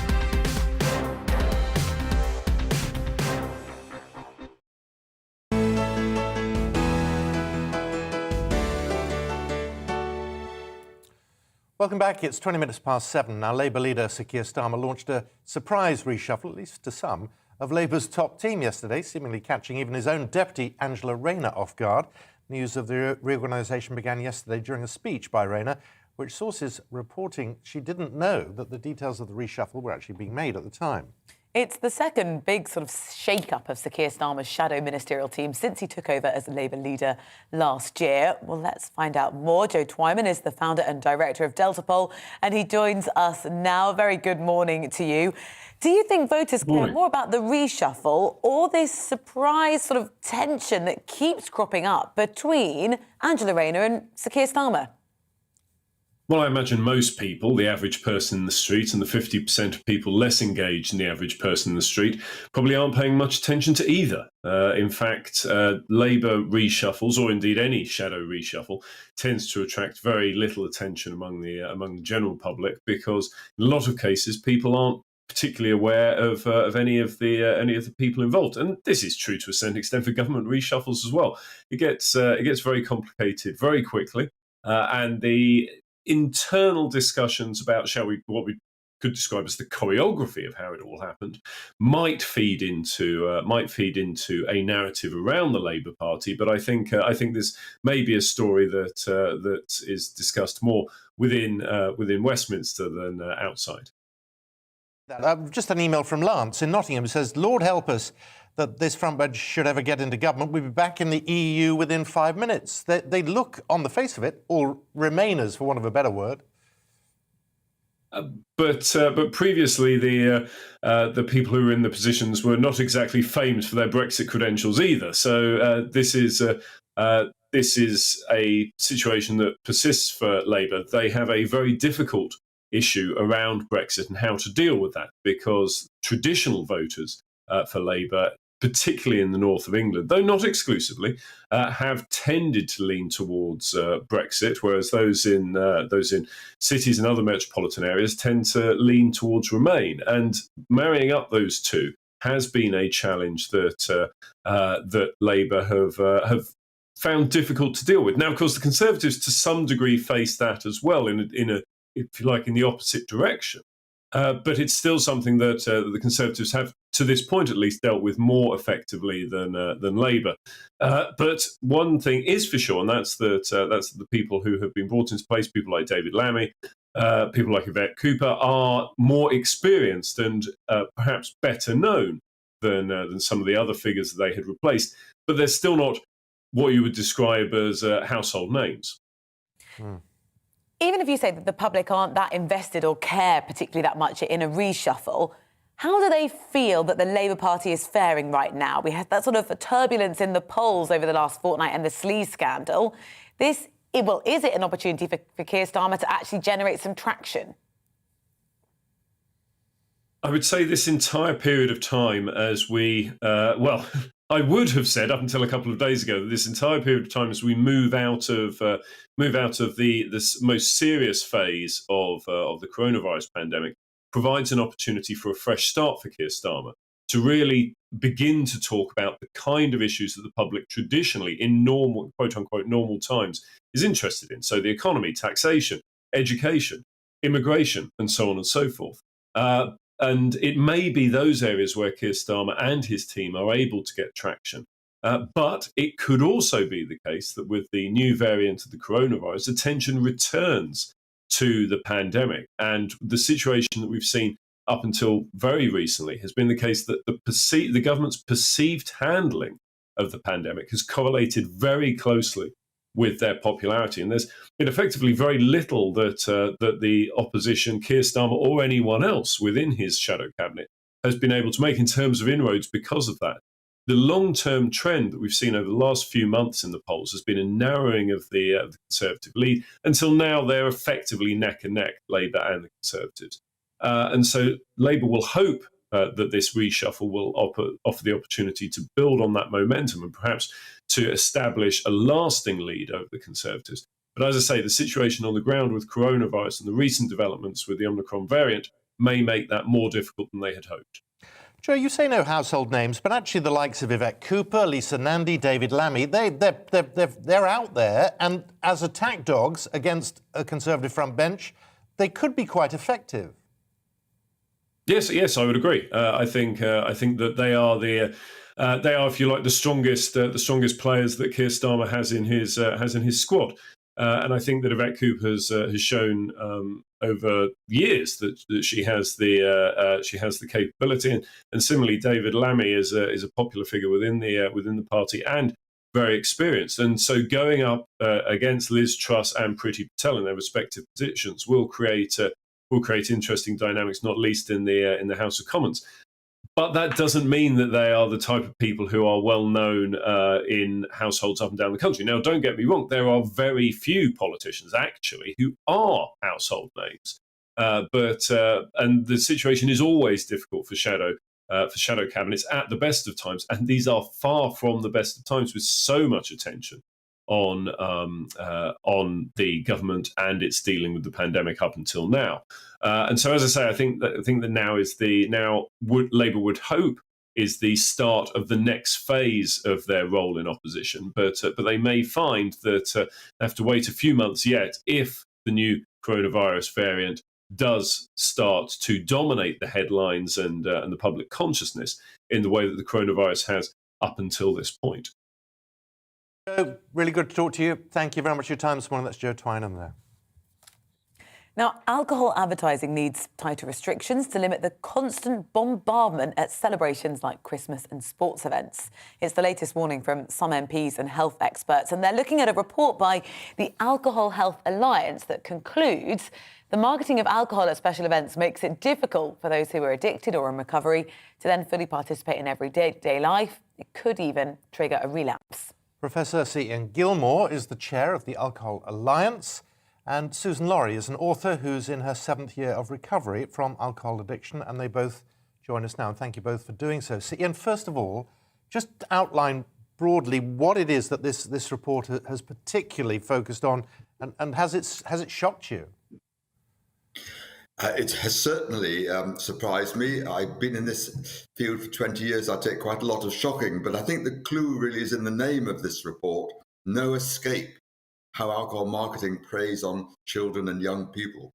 And we particularly concentrate on those groups. The bombardment that they get. I mean, there's probably 1.5 million people in this country dependent on alcohol. And if you're trying to avoid alcohol, yet it's being portrayed over Christmas as being the centre of every activity. You can't have a good time unless there's a drink there. It makes it incredibly difficult. And also children, we know that children who are exposed to alcohol advertising early in life are more likely to have alcohol problems in later life. So it really does matter. Well, Susan, if we could just hear from you for a moment, just explain to us how, for you, that sort of bombardment of advertising has made it really difficult to recover. It absolutely did, and as Ian said, because it's everywhere, you can't avoid it. And my specific example is coming out of rehab for a second time when I had absolutely everything to lose if I drank again. Everyone who loved me was at their absolute limit of patience with me. I'd already, been in hospital, been in trouble with the police, and this rehab was my almost last chance saloon. And when I got out, it was the lead up to Christmas, and I was doing everything in my power to avoid alcohol. I was doing everything, using all of the tools that I'd been given in rehab, going to 12-step meetings, and absolutely determined to stay sober. But as Ian said, it was absolutely everywhere. And the message that you get is that it's the only way that you're going to have fun, especially around Christmas time. And it is so difficult to avoid. And I did end up relapsing because at the end of the day, my willpower just wasn't strong enough. And the message I was getting was that I was really missing out by not drinking alcohol. And that was it, Susan. It was that feeling of missing out. Of missing out, of being different, and I was obviously at the extreme end of the scale, and like I said, I had everything to lose, and it still beat me because that was the message I was getting, that you need alcohol to enjoy yourself. So imagine people who maybe just want to cut down, and how difficult it is for them. These days we have things like sober shaming. You have to explain why you aren't drinking because it's just taken for granted that you go out to enjoy yourself, and that involves drinking alcohol. Susan, what would have helped? Would it be seeing less adverts, none at all, a different sort of language that we use around alcohol? I think all of those. I think this report, the recommendations that have been made are a fantastic start, and the absolute minimum that that we need to do. It really would have helped. Things also. I mean, when I relapsed, I'd avoided social situations, including alcohol, and the probably the most dangerous thing I did was went out Christmas shopping, and I was surrounded by deals on alcohol, and as well as the messages that about alcohol needed to have fun. So I definitely think the marketing around alcohol, things like deals and promotions to encourage you to buy more alcohol, that if they hadn't been there, I may not have relapsed. Professor, Susan used a phrase, sober shaming, suggesting that there's now this, if you don't have a drink, you're seen as being a misery, you're not you're not enjoying the party, you're not contributing to it. That's a societal issue. It is a societal issue, and society does need to change. We need to move away from this normalization of drinking so that people who don't drink are not made to feel uncomfortable. But, society views can shift quite quickly, and it's not out of government's control. For example, if you look back 20 years ago, we were a nation that drank mainly in pubs and bars. Now, 80% of most beverages, except beer, are drunk at home, and that's because of the huge cut price alcohol in supermarkets, corner shops, etc. So things like regulation around price, availability, marketing can quite quickly change culture. And what we really need now is government to take action. It's bizarre that there's a bill going in front of Parliament as part of the Health and Social Care Bill that will put a watershed on unhealthy foods and soft drinks, but not alcoholic beverages. That government's taking gambling really seriously, and there may even be a complete ban on gambling of gambling advertising, but they're not taking action on alcohol. They somehow believe that industry's self-regulation is working when it clearly is not. What conversations do you have with the industry leaders? Are they empathetic? All the experiments we've had of sitting down with alcohol industry representatives have gone awfully well. They're terribly keen to cooperate, but what actually happens is nothing. They drag their feet, they obfuscate. And why would they cooperate? I mean, their first responsibility is to their shareholders.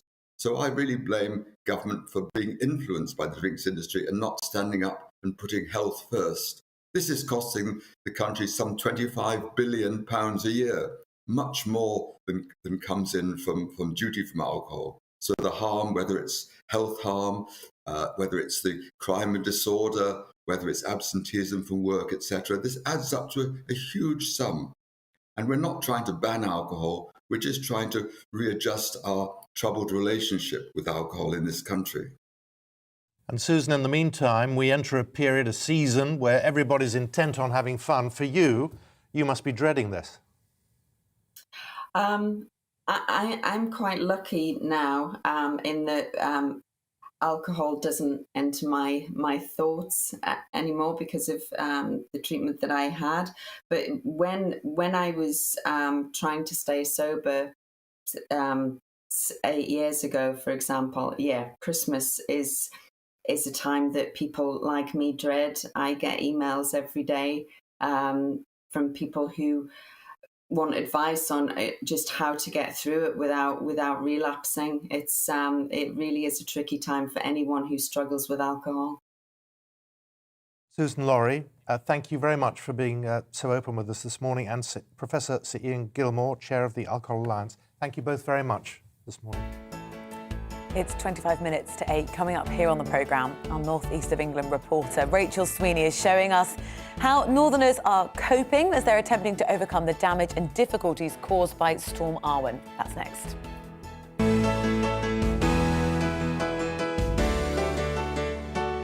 You're watching GB News live across the UK and the world on our digital stream. GB News is Britain's news channel. We are the UK's home of discussion and debate from all perspectives. We are here for you. Don't forget to join our YouTube community by clicking on that subscribe button.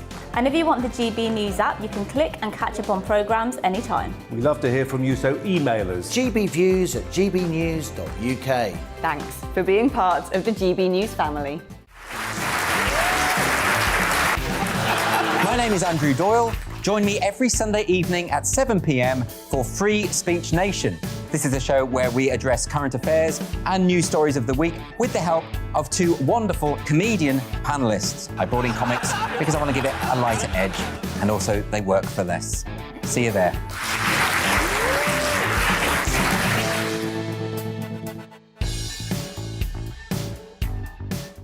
Join my show Farage, 7 p.m. till 8 p.m. Monday through Thursday, and there you will get opinion, analysis, debate, and I'll cover stories that nobody else dares to touch. And then for the last 15 minutes, talking pints. We're over a drink. We have a civilised conversation with someone. We very often disagree, but we do it in a grown-up way. Come and join me on Farage.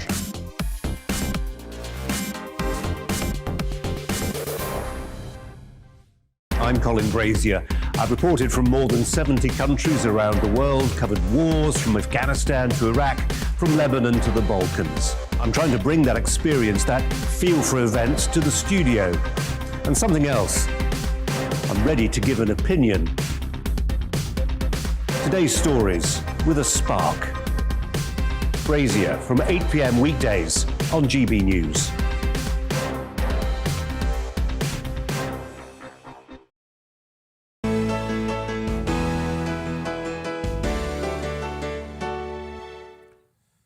Welcome back. It is 20 minutes to 8. Now, the impact of Storm Arwen is still being felt across the northeast of England as hundreds of families are still without power. Many roads are still closed, conditions are still dangerous, and some are still waiting for water and electricity. Well, as our North East of England reporter Rachel Sweeney shows us, some of the damage is going to take months to repair.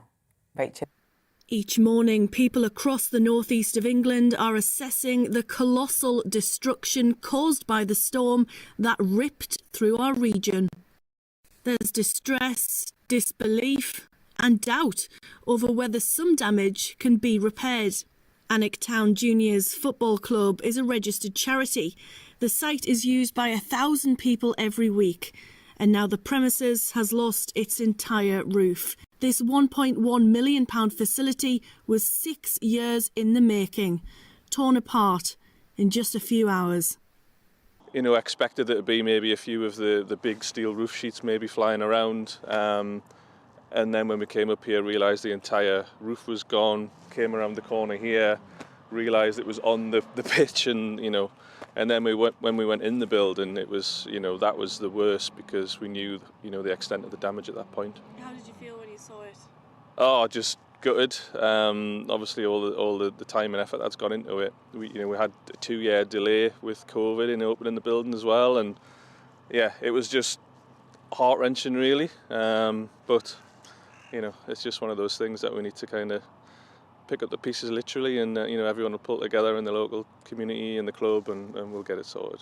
Despite Northumberland seeing the fastest gusts of up to 98 miles per hour, it wasn't the only part of the northeast region that saw destruction. Here in Trimdon at Link Kennels, the roof is completely blown off, and there was a hugely speedy rescue operation of 37 dogs. The team managed to get them all out in 45 minutes. Devastated. It's a life's work going into them kennels. So I don't know. We're going to try our best to come back. The Greyhound community's been brilliant. When we've come together and helped, we've got the dogs into other places, and as you can see, there's lads have actually dropped jobs to come and start the roof now. But I don't know. It's a long way back to get. You know, it's a long way to do anything, get anywhere near where we were before. So you can see how deflated you are. Yeah, yeah, absolutely, gutted. The owners are grateful to the people who've stopped everything to help. 20 minutes down the road, a hotel owner is offering people without water or power a place to stay. You know, me and my mother sat there with the prospect of sitting in an empty hotel with no power or electricity and having to stay in the building, and it's a scary thought. So we thought, if we can help somebody else who might be stuck in the same situation of having to spend a night in the house whereby they can't boil a kettle or keep themselves warm, then, you know, we'd do what we could. And there's hundreds of thousands of people in our area. Sometimes you can't rely on just the grid coming to you and getting your electricity. You need to be able to go, right, well, what can we do to help, you know, the person who's next door to us, or somebody who's down the street who maybe their house doesn't have electricity back on yet. And I think it would be nice if we could all just do a little bit. A little bit goes a long way in a crisis. As people wait to hear about insurance claims, one thing is for certain: community is crucial at a time like this. Well, we can speak to Rachel now. She's at Highfield Hotel live for us this morning. Rachel, a really good morning to you. It's clearly been a really difficult time for people in your region, but it sounds as though there's this sort of community spirit. They're coming together. It's been a very testing time for people in the northeast of England. The storm absolutely ripped through the region and caused damage to places like we just saw in that report. The kennels, you know, that family's put their life into those kennels, and that will need a complete rebuild. But people have been dropping everything to get there and help them. All of the dogs were safe. I cannot believe they managed to get them all out in just 45 minutes. That is truly an incredible effort. Over at Alnwick Football Club, you know, that junior football club is actually a registered charity, which is quite unusual for a grassroots team. It's taken them 6 years to get that £1.1 million facility up and running because of COVID. That caused delays. And now they've got this devastation where the whole roof has blown off and is on the pitch. You know, I mean, in terms of money and in terms of time, that could take years to rebuild. But there are nuggets of kindness in the northeast of England that we are clinging onto, like right here in the Highfield Hotel. I'm happy to say that overnight a few families have come in and they've got shelter. One family in particular have 3 children. They're very emotional, understandably. But the owners have just said the door is open. Anyone who doesn't have power or water is welcome here for some shelter and some breakfast. We've seen families trickling down for breakfast this morning. Everybody is sort of in this spirit where we are all pulling together and we all have to help each other. Well, Northern Power Grid in the last hour have said that out of the 240,000 people without power, there are 21,250 still affected. Northern Power Grid have 2,000 people working round the clock to try and rectify this, and fingers crossed it won't last too much longer. There are no weather warnings in the north England for today. It's a lot milder out there, but the roads are still really dangerous to drive on. There are fallen trees everywhere. My mother hit a fallen tree in Morpeth a couple of nights ago because all of the street lights were out. It's so dark you can hardly see anything. Yesterday I skidded on black ice and my tyre burst. It is really dangerous to drive. Please be careful, take care of each other and watch what you're doing. Fine advice. Rachel, thank you very much. That's Rachel Sweeney live for us. We'll be back with her later. Now it's 7:45. New self-isolation rules came into force at 4 o'clock this morning. Everyone entering the UK from a foreign country must now take a PCR test within the first 2 days of arriving and self-isolate until they receive a negative result. The traffic light system of distinguishing between at-risk countries has been reintroduced. 10 southern African countries are on the red list over fears they have high levels of the Omicron variant. Lisa Minogue is travel editor at The Sun and joins us now. Lisa, a very good morning to you. Morning. This is a real headache. Lots of people may have had Christmas plans or they might just have weekend away plans. They've slightly been scuppered, haven't they? Well, that's right. I mean, with the average price of a PCR test coming in at about £60 to £70 at the moment, that is obviously going to add a huge amount if you are planning on just popping away for a Christmas market weekend in Europe or something like that. And on top of that, we've got the added restrictions. Switzerland has already said that British citizens have to quarantine on arrival for 10 days, and other countries have closed their borders completely, the likes of Israel and Morocco. So, I mean, it really does feel like we have gone several steps back in terms of returning to normality in travel. The frustration for the travel companies, because it's their word confidence, isn't it? It was just coming back. It's now gone. Well, that's right. I mean, this is the kind of thing that really can hugely dampen demand.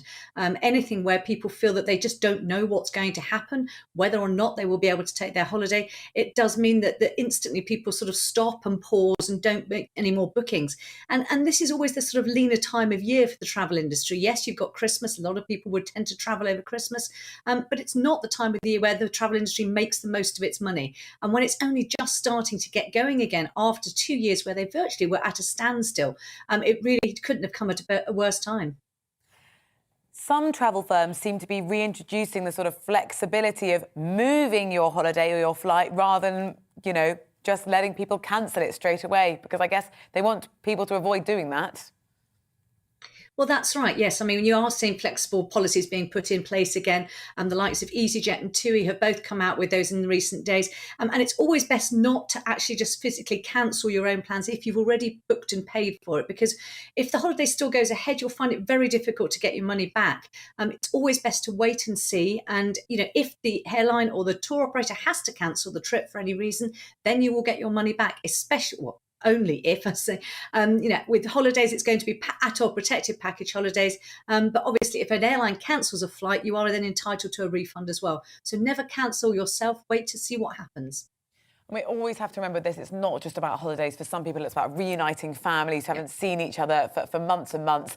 Lisa, there's one thing I really want you to clear up, if that's possible. Lots of people were talking yesterday about their weekends away they're going on, and if you can't work from home, people are saying, when I come back to the UK, that PCR test that you're supposed to take, the day 2 PCR test, there was an assumption that you could just take that straight away at the airport because you've got to isolate until you get the result back. Is that right? Or do you need to do a full sort of 48 hours at home and then take the test? No, it's very definitely on or before day 2. Now, I'm due to be flying out to the Bahamas on Wednesday, and I'm flying back into the country on Sunday. I have many plans in the office on Monday, so I'm now scrabbling around like everybody else, trying to find a PCR testing company, hopefully at the airport, that can return me a PCR result in hopefully less than 12 hours. Now, that's not easy to find at the moment. I would say that to reduce the isolation to the absolute bare minimum, getting your test the minute you walk off the plane is going to be the best idea. The problem is that those testing companies might not yet be actually staffed up enough to have that kind of demand going through into those testing centres at airports. Up until now, people have preferred to take the tests at home because they tended to be cheaper. But I think for the sake of probably £20, £30, I would rather make sure I've got the test over and done with at the airport, travel home and self-isolate until I actually then do get that negative result, hopefully. And of course, there's the damage now being done to the New Year plans, because anybody hoping to go away in January is now thinking it's just not going to be worth the bother. Well, that's right. And there's still a huge question about ski holidays, because for a lot of people aiming to fly to the sort of French ski resorts, the French Alps, many of them will go through Geneva, and they might actually be flying into Switzerland to do that. And as far as we can work out at the moment, that means that they are then subject to that 10 days of self-isolation, even though they're only transiting through the airport. So there's still a huge amount to be actually decided in terms of where we are going to be, what's going to be happening. We have, as you say, 10 countries on the red list now. And for many people, that's causing a real issue. I'm hearing about one person who's out in South Africa at the moment visiting friends and family for the first time in nearly 2 years. He landed only to be told, of course, that he has to go into hotel quarantine, but he can't even get back into hotel quarantine because hotel quarantine is booked up. He's been told he will have to wait until at least the 5th or the 6th to actually be able to get into hotel quarantine. There simply isn't any rooms at the moment. So with the speed of this and the speed of the way that this was introduced has meant that the industry is now having to really try to catch up as quickly as it can. Lisa, it's really good to see you again. Thank you very much for joining us this morning. Lots to come here. Barbados becomes a republic. After the break, will other countries now follow? We'll discuss that after the weather. It's time to remind ourselves there's always another winter. Canary Islands sponsors the weather. Good morning. It's nothing like as cold out there this morning compared to yesterday. It's a fairly drab Tuesday, though. A lot of cloud around, and most of us will see some rain and drizzle at times as well. Weather systems coming in from the northwest, bringing rain and drizzle, particularly to western parts of Scotland, but also elsewhere we'll see further outbreaks of rain coming and going, particularly northwest England and north and west Wales over the hills and mountains here, and at times down the eastern side of England too. But much of the south, I suspect, will stay dry, just be fairly drab, misty, murky conditions. But as I said, it is a lot milder than it was this time yesterday. Notice some heavier rain coming into Northern Ireland through this afternoon. That's going to pep up in western Scotland also. Temperature-wise, as I said, we are well up compared to yesterday. Double digits almost across the board, maybe into the teens across South Wales and southwest England. Still pretty cold, though, in the far northeast.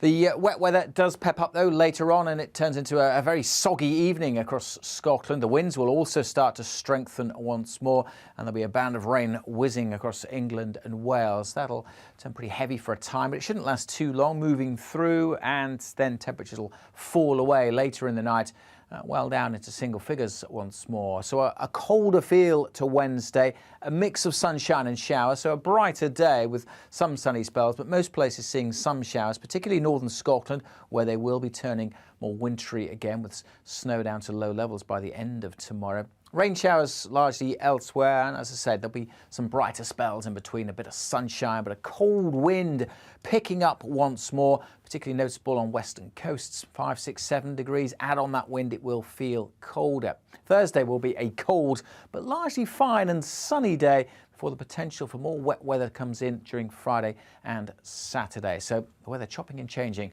a lot this week. Canary Islands sponsors the weather.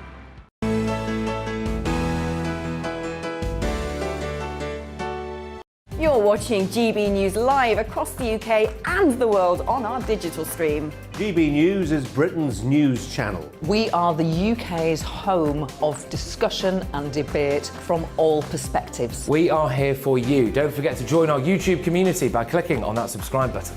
And if you want the GB News app, you can click and catch up on programmes anytime. We love to hear from you, so email us. gbviews@gbnews.uk. Thanks for being part of the GB News family.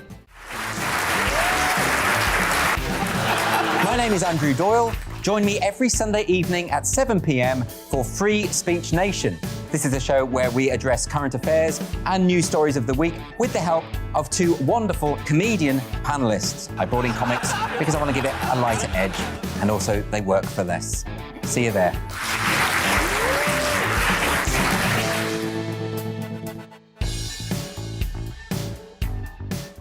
Join my show Farage, 7 p.m. till 8 p.m. Monday through Thursday, and there you will get opinion, analysis, debate, and I'll cover stories that nobody else dares to touch.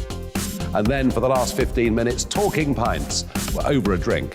We have a civilized conversation with someone. We very often disagree, but we do it in a grown-up way. Come and join me on Farage.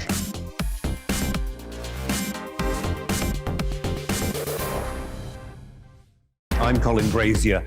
I've reported from more than 70 countries around the world, covered wars from Afghanistan to Iraq, from Lebanon to the Balkans. I'm trying to bring that experience, that feel for events, to the studio.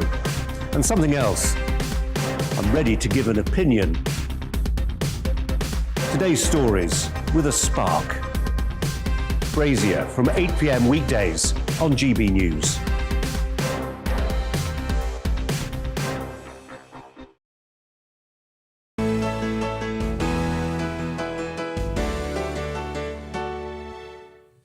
Welcome back. Coming up to 5 minutes to 8, you're watching The Great British Breakfast. Prince Charles travelled to Barbados to attend a ceremony to mark the country becoming a republic, which came into effect at midnight local time. Now, during his appearance, Prince Charles acknowledged the appalling atrocity of slavery in the Caribbean, saying it forever stains our history. The Prince described how the creation of this republic offers a new beginning as he watched the Queen's standard be lowered for the final time. Well, Ingrid Seward is editor-in-chief of Majesty magazine, author of the Prince Philip biography, Prince Philip Revealed, and she joins us now. Ingrid, very good morning to you. Good morning. There will be huge sadness for the Queen watching these pictures coming in overnight. I think so, yes. But I mean, Barbados has been independent for 55 years, although the Queen was still head of state. And do you remember those photographs of Prince Harry going there? That was the 50th anniversary of Bajan independence. And he was there with Rihanna, the singer, who is actually probably one of their most famous exports.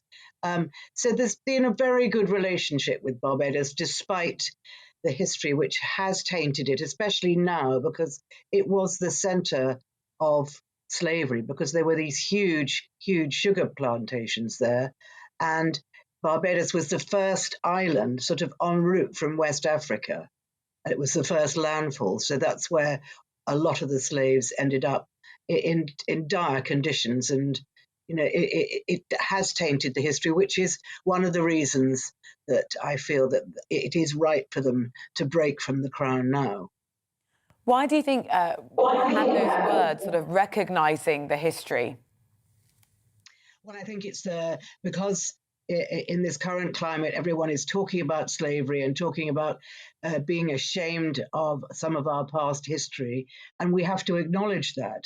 And it was the British, and the slave owners were pretty brutal.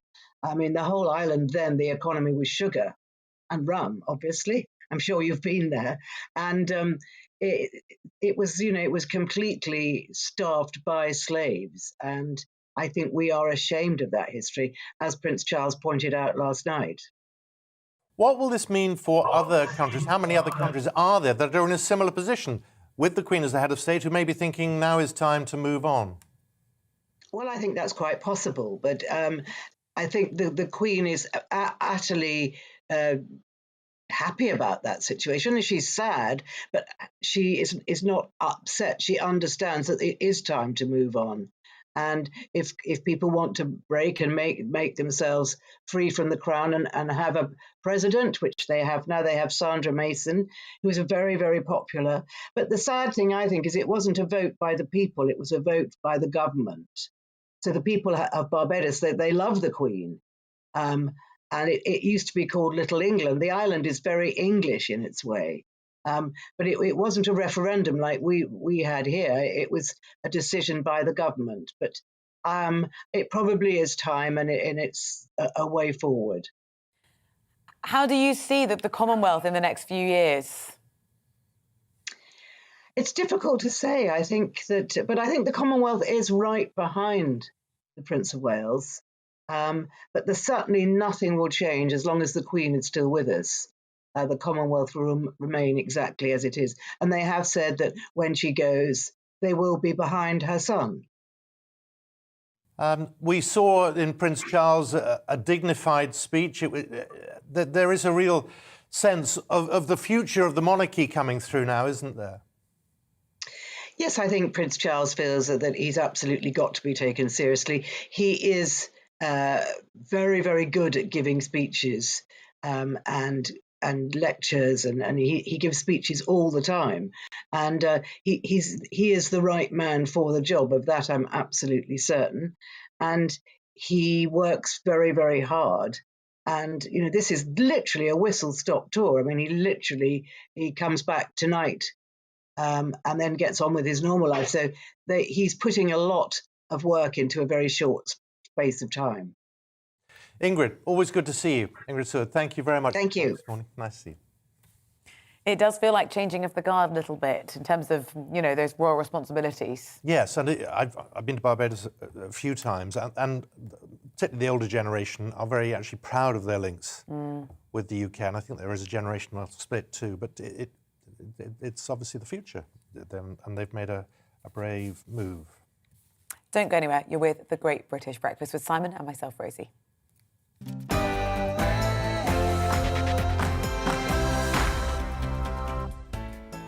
Good morning. It's Tuesday, the 30th of November. It's 8 o'clock. These are the stories that matter to you and to us on The Great British Breakfast with me, Simon McCoy, and Rosie Wright. An urgent rollout. Boosters are going to be offered to all over 18s in the UK to try to help fight the spread of the Omicron variant, as the government tells us not to panic. So how are you feeling? Let us know. GBViews at gbnews.uk. The return of the mask. Face coverings are now mandatory in many places across England, including public transport. Our North West of England reporter Bradley Harris will break down the new measures.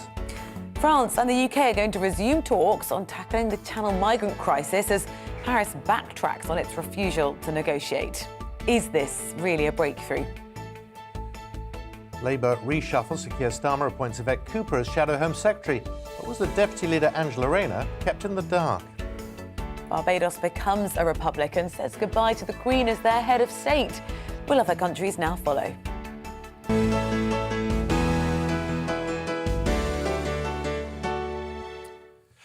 All UK adults will be offered a COVID booster jab to help stop another wave of infections driven by the new variant Omicron. Early evidence suggests that the variant has a higher reinfection risk, but scientists say it'll take about 3 weeks before it's known how the variant impacts vaccine effectiveness.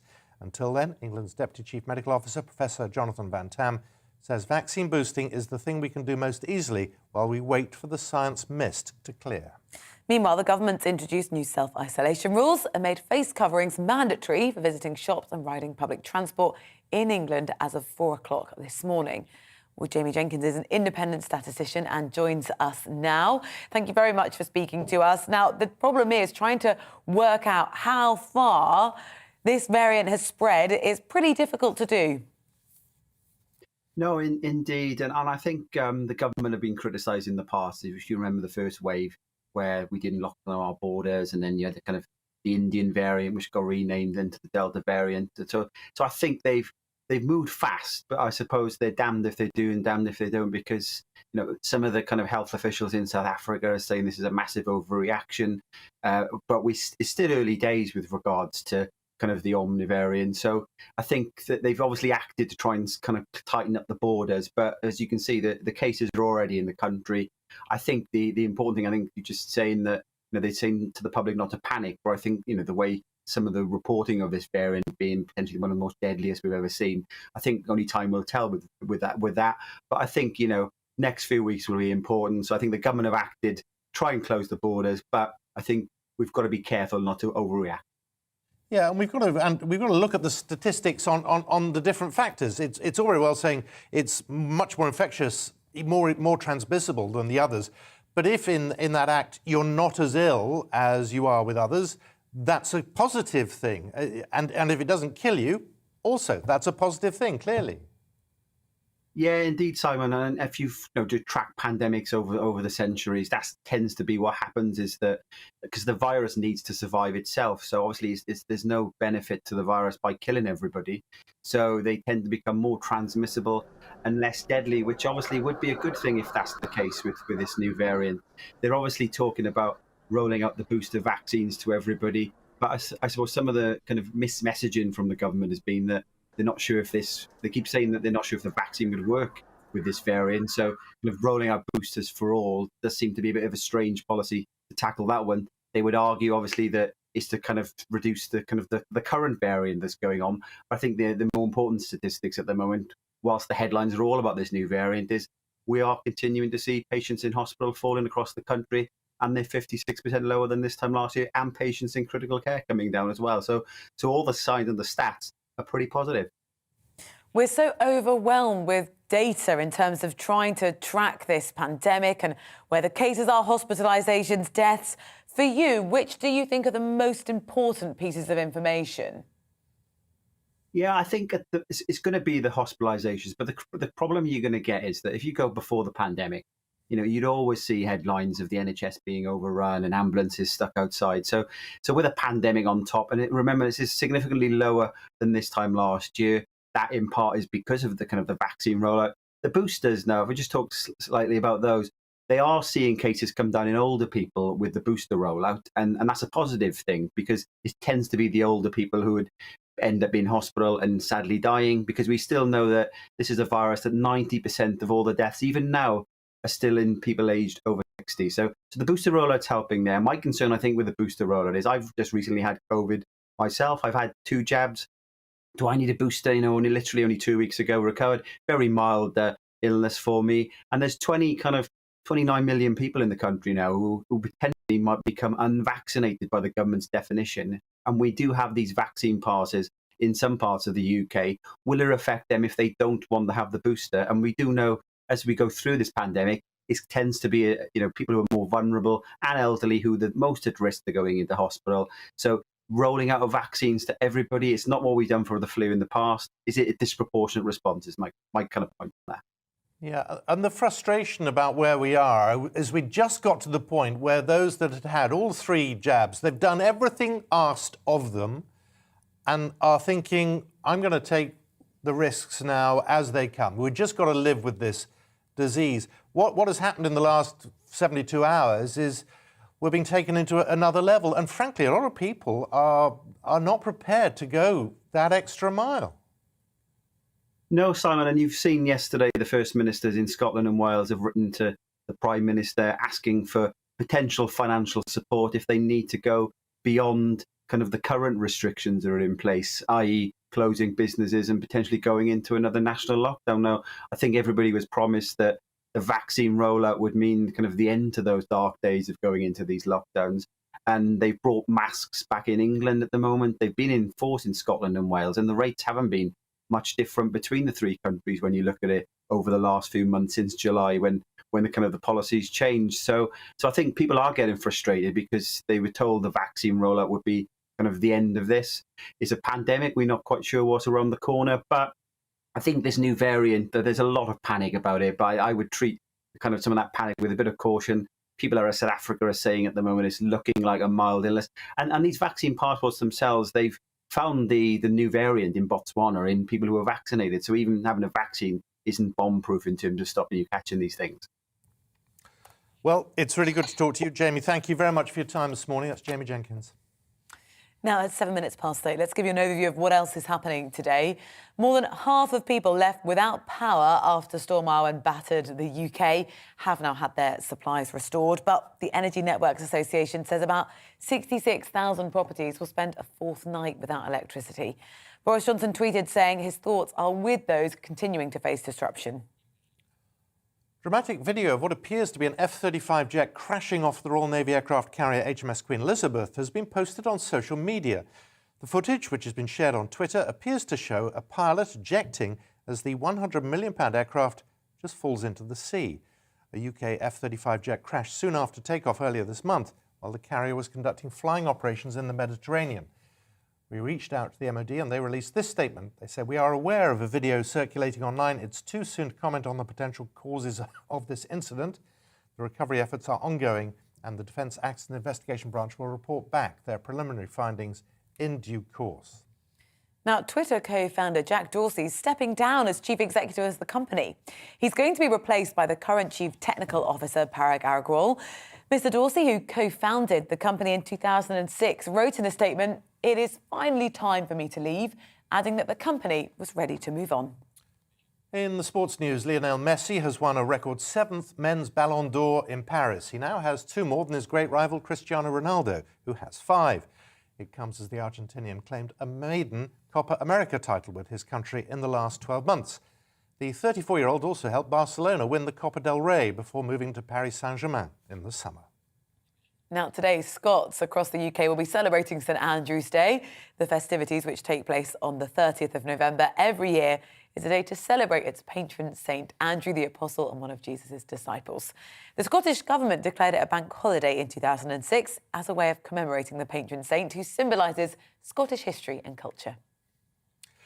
Looking at the weather, this morning it's going to be cloudy with spells of rain for many, those heaviest across Scotland. Later in the day, an area of heavy and persistent rain will move into the northwest, a much milder day.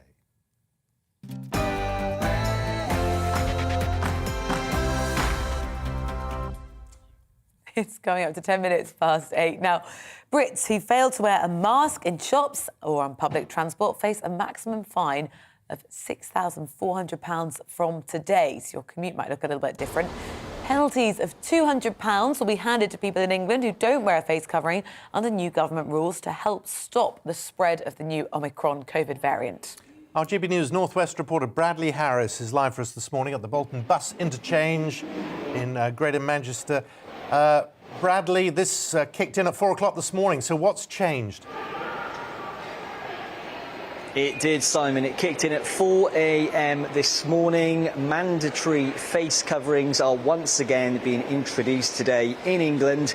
If you're going into places like shops, supermarkets for your food shop today, expect to be greeted with a sign that says, "Please put on your face covering."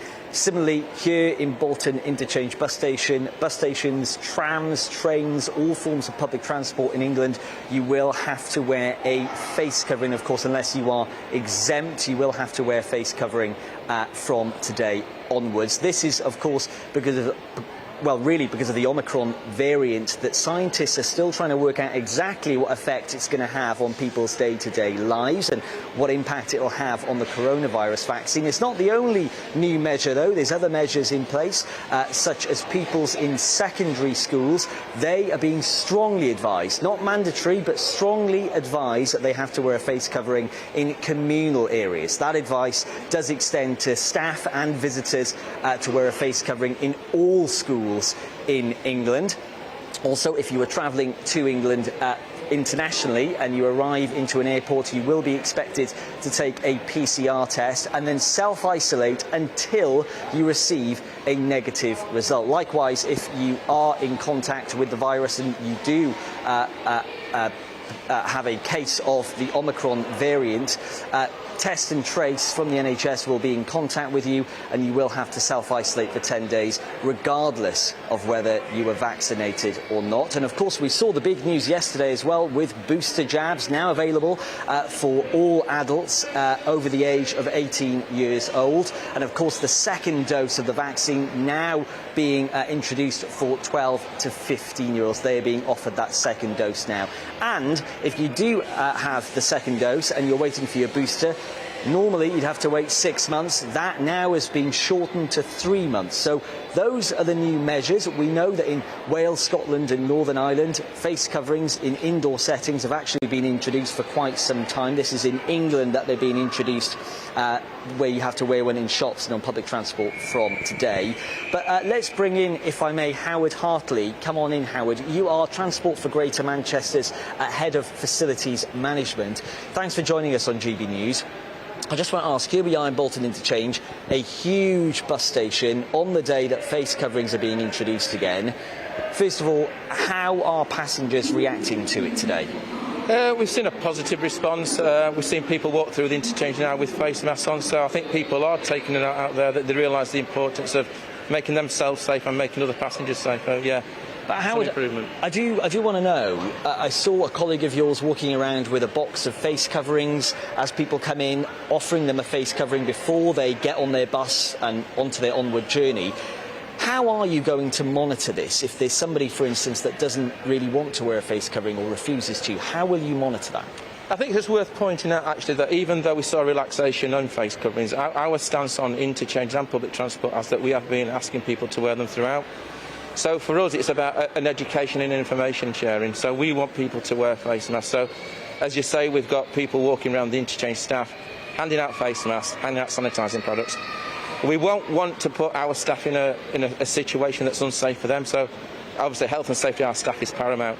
They won't go in there and sort of like enforce it. That's down to GMP to do the level of enforcement. So we will be doing things like PA announcements that you might hear throughout the bus station. Across there we've got a PID, a passenger information display. That's got information on it, again, telling people to wear a face mask. Again, we've got signs at all our boarding points and lighting points telling people to wear face masks. But also other measures they can take, using contactless payment if possible, to avoid that, direct touching of cash as you might make a transaction. Again, hand sanitisation. We've got hand sanitisation points throughout the interchanges, and that's not just here in Bolton. It's across the entire public transport network. So we've got them at Metrolink stops, key transport hubs as well. And throughout the course of this week and following on in a couple of weeks ahead, we'll continue across all of our transport interchanges, travel hubs, to hand out sanitising products and face masks, encouragement and education throughout the next phase of this. And finally, I just want to ask, how are you coping from a facilities point of view with these changes from the government? Sometimes they are changing quite quickly. Are you keeping up with the announcements? We are. We've got very good lines into the government, as you'll probably expect, in an organisation like TFGM. We have got a considerable amount of face masks and hand sanitising products available. So I'm quite confident that we can match, and we can keep up with the change of pace that we're seeing. So not a problem from a facilities management perspective. Brilliant. Howard Hartley, TFGM's Head of Facilities Management. Good to chat with you. Thank you very much. I will let you crack on with dealing with whatever you need to do today. I know you've got a lot of preparations to do. Very much. Thank you very much. That was Howard Hartley there, who is outlining the precautions that they're taking here in Bolton, but not just at this bus station, but across Greater Manchester too. Thank you very much. Bradley Harris there. And we'll have more on those new rules that came into force at 4 o'clock this morning across the day here on GB News. Now, the Labour leader, Sir Keir Starmer, launched a surprise reshuffle of Labour's top team yesterday. Surprise because it seemingly caught even his own deputy, Angela Rayner, off guard. News of the reorganisation began yesterday during a speech by Rayner, with sources reporting she didn't know the details of the reshuffle at the time. But it's now the second big shake-up of Sir Keir's shadow ministerial team since he took over as Labour leader last year. Well, joining us now is John Rentoul, chief political commentator at The Independent. Angela Rayner was surprised. Were you surprised yesterday by the shake-up and the reshuffle? Yes. No, I think everybody was taken aback because, as you say, Keir Starmer's only just done a reshuffle in June.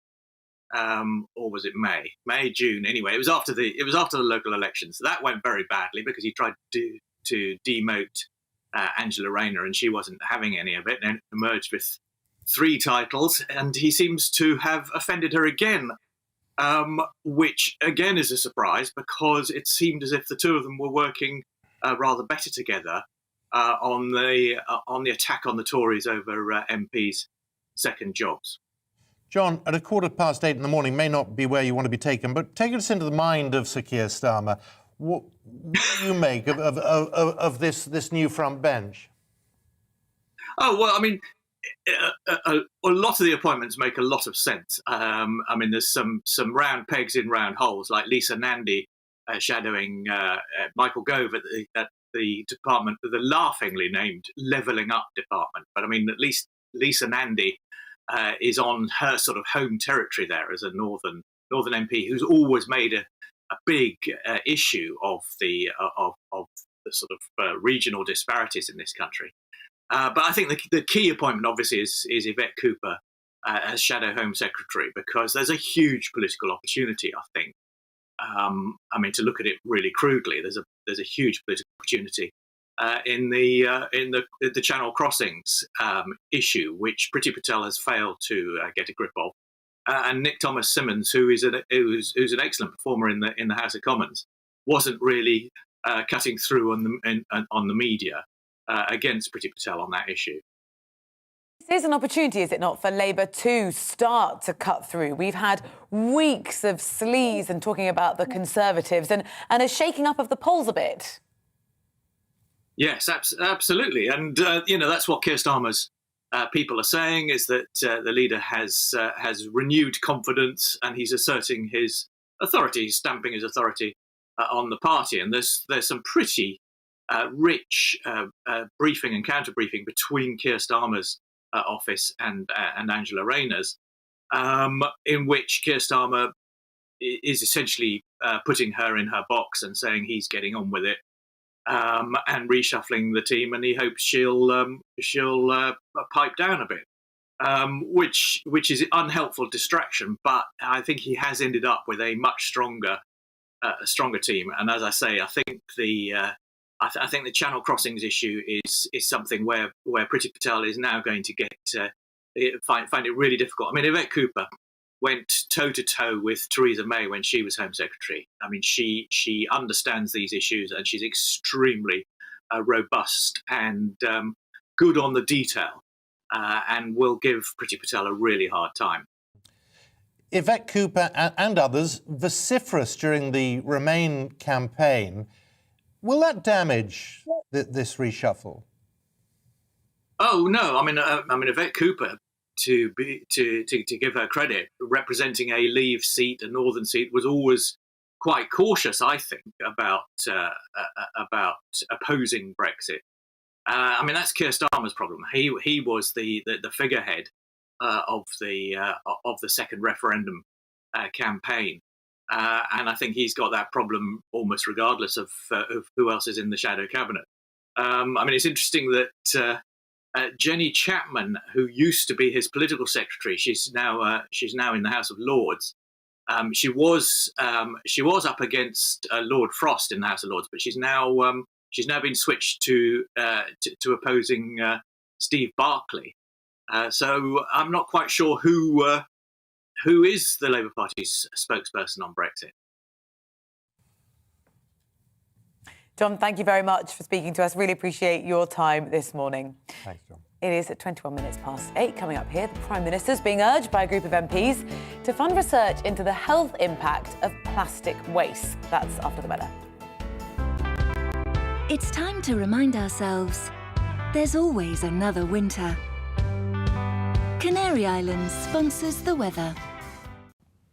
Good morning. It's nothing like as cold out there this morning compared to yesterday. It's a fairly drab Tuesday, though. A lot of cloud around, and most of us will see some rain and drizzle at times as well. Weather systems coming in from the northwest, bringing rain and drizzle, particularly to western parts of Scotland, but also elsewhere we'll see further outbreaks of rain coming and going, particularly northwest England and north and west Wales over the hills and mountains here, and at times down the eastern side of England too. But much of the south, I suspect, will stay dry, just be fairly drab, misty, murky conditions. But as I said, it is a lot milder than it was this time yesterday. Notice some heavier rain coming into Northern Ireland through this afternoon. That's going to pep up in western Scotland also. Temperature-wise, as I said, we are well up compared to yesterday. Double digits almost across the board, maybe into the teens across South Wales and southwest England. Still pretty cold, though, in the far northeast. The wet weather does pep up, though, later on, and it turns into a very soggy evening across Scotland. The winds will also start to strengthen once more, and there'll be a band of rain whizzing across England and Wales. That'll turn pretty heavy for a time, but it shouldn't last too long, moving through, and then temperatures will fall away later in the night, well down into single figures once more. So a colder feel to Wednesday, a mix of sunshine and showers, so a brighter day with some sunny spells, but most places seeing some showers, particularly northern Scotland, where they will be turning more wintry again with snow down to low levels by the end of tomorrow. Rain showers largely elsewhere, and as I said, there'll be some brighter spells in between, a bit of sunshine, but a cold wind picking up once more, particularly noticeable on western coasts, 5, 6, 7 degrees. Add on that wind, it will feel colder. Thursday will be a cold but largely fine and sunny day before the potential for more wet weather comes in during Friday and Saturday. So the weather chopping and changing a lot this week. Canary Islands sponsors the weather.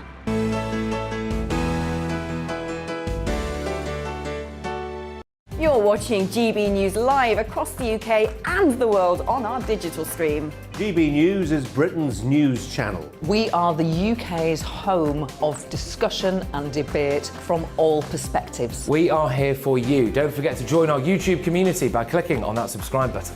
And if you want the GB News app, you can click and catch up on programmes anytime. We love to hear from you, so email us. gbviews@gbnews.uk. Thanks for being part of the GB News family. My name is Andrew Doyle. Join me every Sunday evening at 7 p.m. for Free Speech Nation. This is a show where we address current affairs and news stories of the week with the help of two wonderful comedian panellists. I brought in comics because I want to give it a lighter edge, and also they work for less. See you there.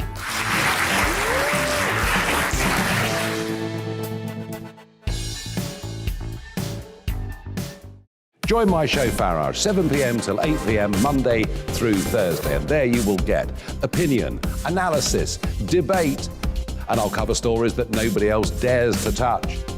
And then for the last 15 minutes, talking pints. We're over a drink. We have a civilised conversation with someone. We very often disagree, but we do it in a grown-up way. Come and join me on Farage.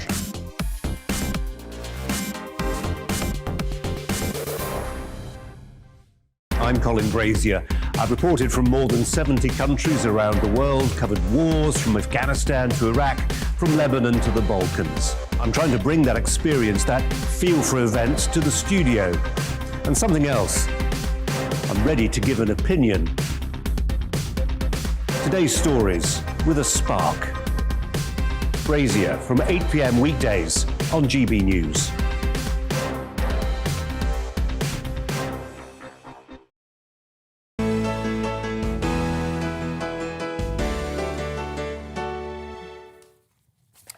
Welcome back. It's 25 minutes past 8. You're watching The Great British Breakfast with the Great British Rosie Wright and Simon McCoy. Now, a group of MPs has called on Number 10 to fund urgent research into the health impact of plastic waste. An early day motion signed by 20 MPs calls for the government to allocate £15 million to National Plastic Health Impact Research Fund. The funding's also been called for by social enterprise Common Seas, and the CEO, Joe Royal, joins us now. Joe, good morning to you. Good morning. So what are you hoping to achieve with this? Yes, so we're hoping to achieve a holistic strategy into the research of the effects of plastic particles into our health. Plastic is everywhere. Yes, plastic is everywhere. And in fact, this year, I learned that actually I've got plastic particles in my blood. Today, just 30 people in the world have been tested for plastic particles in their blood under a Common Seas research programme. And alongside my red and white blood cells, they found pieces of plastic, the same types of plastic that are used to wrap my fruit and veg, or that are used to line my takeaway coffee cup, have been found in my blood. And this is the blood that's bathing, my vital organs, my heart, my liver, my brain. I definitely don't want plastic particles going through these organs. And so now we feel that it's very urgent to understand exactly what harm these pieces of plastic in our body is causing us. Petition, really. Spend more money and urgently to find out. We know the plastic's in our blood. We're breathing it in. We're eating it in. What does that mean? Exactly. So this is why Common Seas and 80 other NGOs, scientists and MPs have called for this government research fund of 15 million, which is so that then we can have a strategic approach to the science, ensuring that we can have some short-term understanding as well as the longer-term understanding, the longer-term effects. Obviously, we know that plastic production is just increasing and increasing all the time. And we're starting to think, or we think that we humans are the most exposed species because there's more plastic wrapping our everyday lives than we can, than many other species. So I think it's become very urgent to understand what this plastic is causing to our health, what harm it's causing to our health today, and as plastic production doubles within the next 20 years.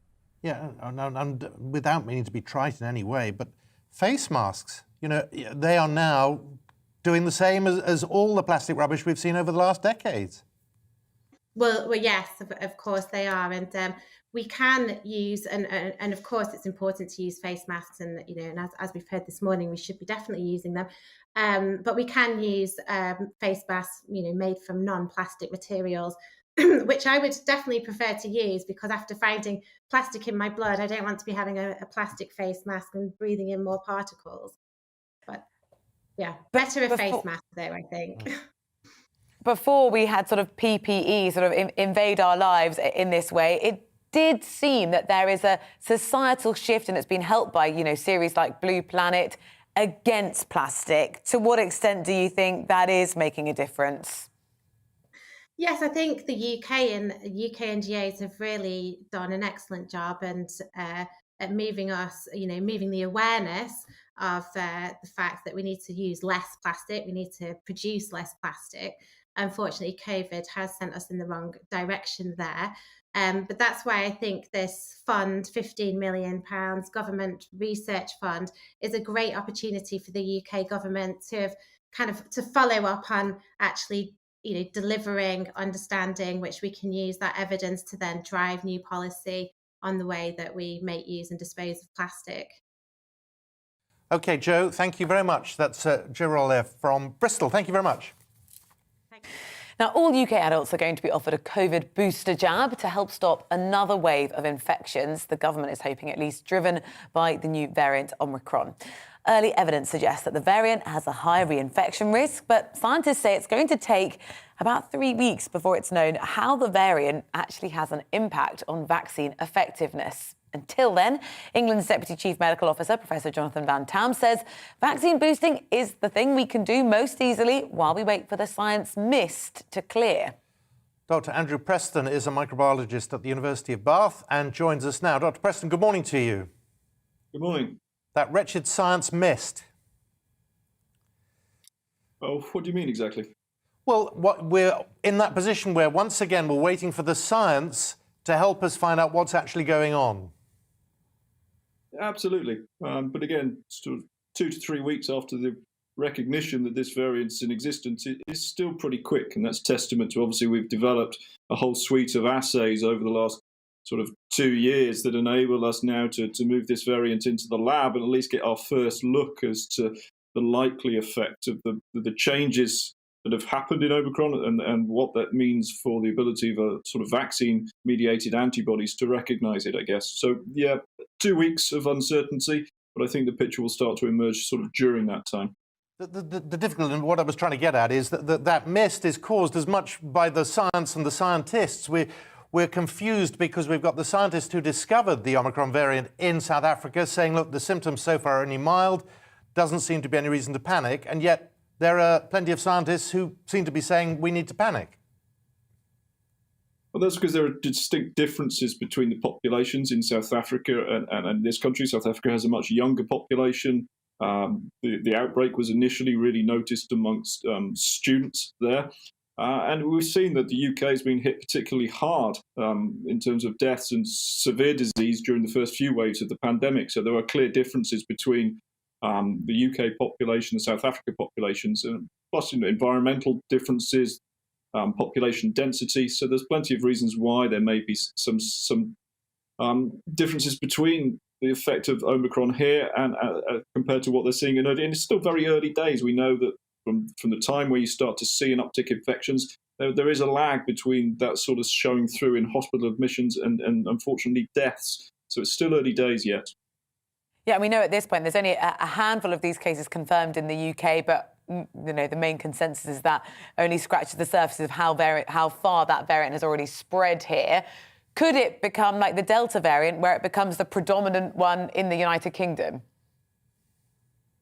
If it's particularly that much more infectious than Delta, and it has that ability to still infect even in the face of either the immunity from previous infection or from vaccines, then yes, it could quite easily replace Delta. And it tends to happen during the evolution of these epidemics that you see new waves of variants coming through, each one adapted to take advantage of the situation it finds itself in. But at the moment, we would hope that this new variant, yes, it may be more transmissible, i.e. more people get it, but they won't be seriously ill and it won't lead to death. Well, it's certainly, I think, the best we can hope for at the moment. All the signs are looking that the variant has spread much further than it was first anticipated even just a few days ago.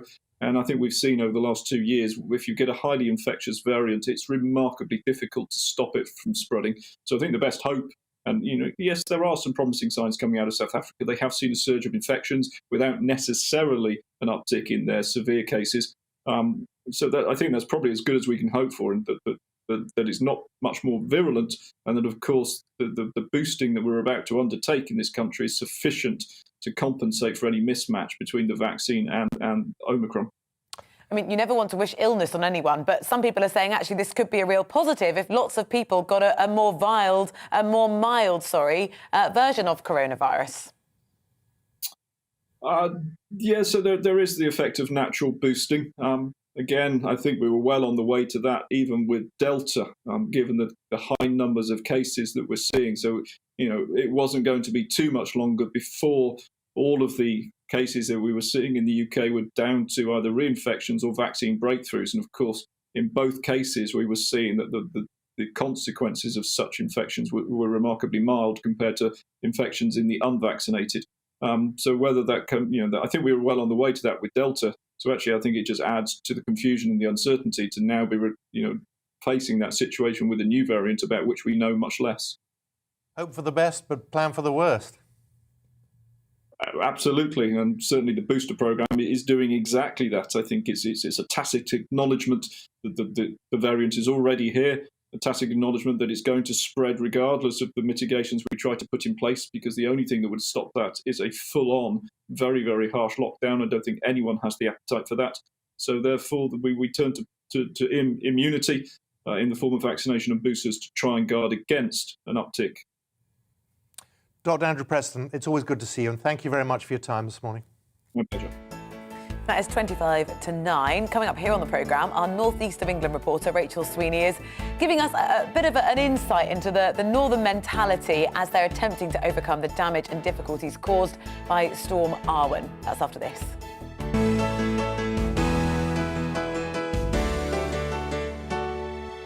You're watching GB News live across the UK and the world on our digital stream. GB News is Britain's news channel. We are the UK's home of discussion and debate from all perspectives. We are here for you. Don't forget to join our YouTube community by clicking on that subscribe button. And if you want the GB News app, you can click and catch up on programmes anytime. We love to hear from you, so email us. gbviews@gbnews.uk. Thanks for being part of the GB News family. My name is Andrew Doyle. Join me every Sunday evening at 7 p.m. for Free Speech Nation. This is a show where we address current affairs and news stories of the week with the help of two wonderful comedian panellists. I brought in comics because I want to give it a lighter edge, and also they work for less. See you there.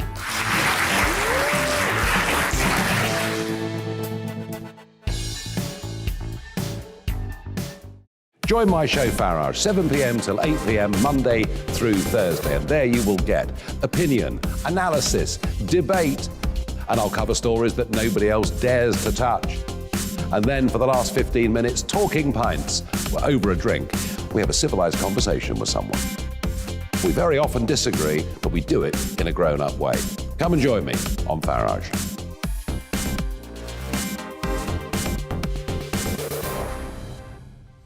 I'm Colin Brazier.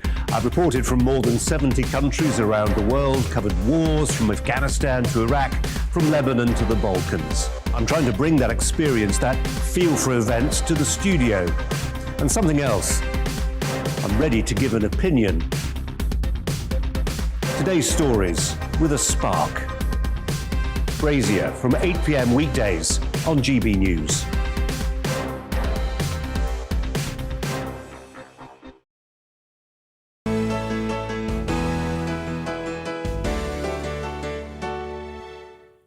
Welcome back to the programme. It is 20 minutes to 9. The impact of Storm Arwen is still being felt across the northeast of England as hundreds of families are still without power. Many roads are still closed, conditions clearly quite dangerous, and some people waiting for the basics, water and electricity. Yeah, so we sit here smiling. It's all right, because if you've got with no power, you're not watching us. So I suppose we sort of get away with it. Anyway, as our north of east of England reporter, Rachel Sweeney, shows us, the damage will take months to repair. Each morning, people across the northeast of England are assessing the colossal destruction caused by the storm that ripped through our region. There's distress, disbelief and doubt over whether some damage can be repaired. Alnwick Town Juniors Football Club is a registered charity. The site is used by 1,000 people every week, and now the premises has lost its entire roof. This £1.1 million facility was 6 years in the making, torn apart in just a few hours. You know, expected it to be maybe a few of the big steel roof sheets maybe flying around. And then when we came up here, realised the entire roof was gone, came around the corner here, realised it was on the pitch, and, you know, and then when we went in the building, it was, you know, that was the worst, because we knew, you know, the extent of the damage at that point. How did you feel when you saw it? Oh, just gutted. Obviously, all the time and effort that's gone into it. We had a 2-year delay with COVID in opening the building as well, and yeah, it was just heart-wrenching, really. But you know, it's just one of those things that we need to kind of pick up the pieces literally, and you know, everyone will pull together in the local community and the club, and we'll get it sorted. Despite Northumberland seeing the fastest gusts of up to 98 miles per hour, it wasn't the only part of the northeast region that saw destruction. Here in Trimdon at Link Kennels, the roof is completely blown off, and there was a hugely speedy rescue operation of 37 dogs. The team managed to get them all out in 45 minutes. Devastated. It's a life's work going into them kennels. So I don't know. We're going to try our best to come back. The ground community's been brilliant. We've come together and helped. We've got the dogs into other places, and as you can see, the lads have actually dropped jobs to come and start the roof now. But I don't know. It's a long way back to get. It's a long way to do anything, get anywhere near where we were before. So you can see how deflated you are. Yeah, yeah, absolutely. Gutted. The owners are grateful to the people who've stopped everything to help. 20 minutes down the road, a hotel owner is offering people without water or power a place to stay. You know, me and my mother sat there with the prospect of sitting in an empty hotel with no power or electricity and having to stay in the building, and it's a scary thought.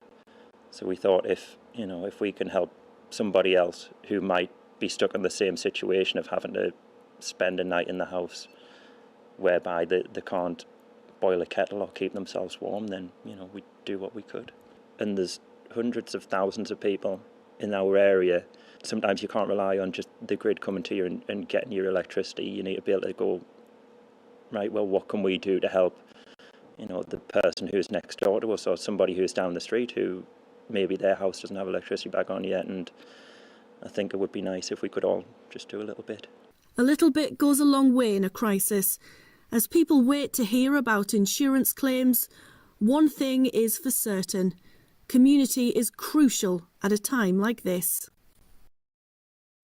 Well, let's find out how everyone is faring this morning. Rachel is at the Highfield Hotel live for us. Rachel, a very good morning to you. It's clearly been a really difficult time for lots of people, but from what you're hearing this morning, there is this real sort of community spirit. People are coming together. Yes, there are still more than 21,000 people without power in the northeast of England following the storm. But there are places like the Highfield Hotel in Houghtonleigh Spring that are bringing people together who don't have power and don't have water. Some people who have children. There are very grateful families here this morning. And I've just met a gentleman who's been having his breakfast, if you'd like to step in, sir. He doesn't want his name used, but he does want to the hotel. Tell us what happened to you. I'll hold that, don't worry. Okay, our power went out on Friday night, and unfortunately I have sleep apnea, so I need a breathing machine. So when the power went, of course, it was very difficult for me. I managed for the remainder of the Friday and on the Saturday night, but then things were getting very difficult. So we just booked into the Highfield here on a routine basis. When we rebooked on Monday, I was absolutely amazed to find out that they said, "Oh no, you don't have to pay anything. We'll accommodate you very free." What do you want to say to them? I just think it's just absolutely amazing, and I would just give my utter thanks to management, all the staff for this. For accommodating me in such a kindly way. That's amazing. Thank you very much, sir. Now, that is what the North East is all about, helping each other, community. We saw there with the kennels and with the football club. That's going to take months to repair, but what we can do is offer each other what we have right now, and that's why the doors to the Highfield Hotel are open. Rachel, thank you very much. That's Rachel Sweeney there. Now, new self-isolation rules came into force from 4 o'clock this morning. Anyone entering the UK from a foreign country must now take a PCR test within the first 2 days of arriving, and then they've got to self-isolate until they receive a negative result. It's the traffic light system of distinguishing between at-risk countries has also been reintroduced. 10 southern African countries are on the red list over fears that they have high levels of the Omicron variant. Lisa Francesca Nand is a travel journalist and host of the Big Travel podcast and joins us now. Lisa, good morning to you. Good morning. Yeah. Where do we go from here? Well, in fact, you don't go anywhere from here, do you? Well, I hope people are not going to cancel their bookings. It is a little bit inconvenient. You know, we only had PCRs changed for lateral flows just a few weeks ago. And of course, PCRs are often more expensive, although you can, if you look around, get them for around £20. When I did choose the cheapest option, unfortunately, my day 2 test came back on day 6. So now the rules are that you have to isolate until you get that result. My result didn't come to me until day 8. So depending who you use, that's going to potentially be a lot of days off school or off work and a lot of inconvenience. And I think it probably will put some people off travelling.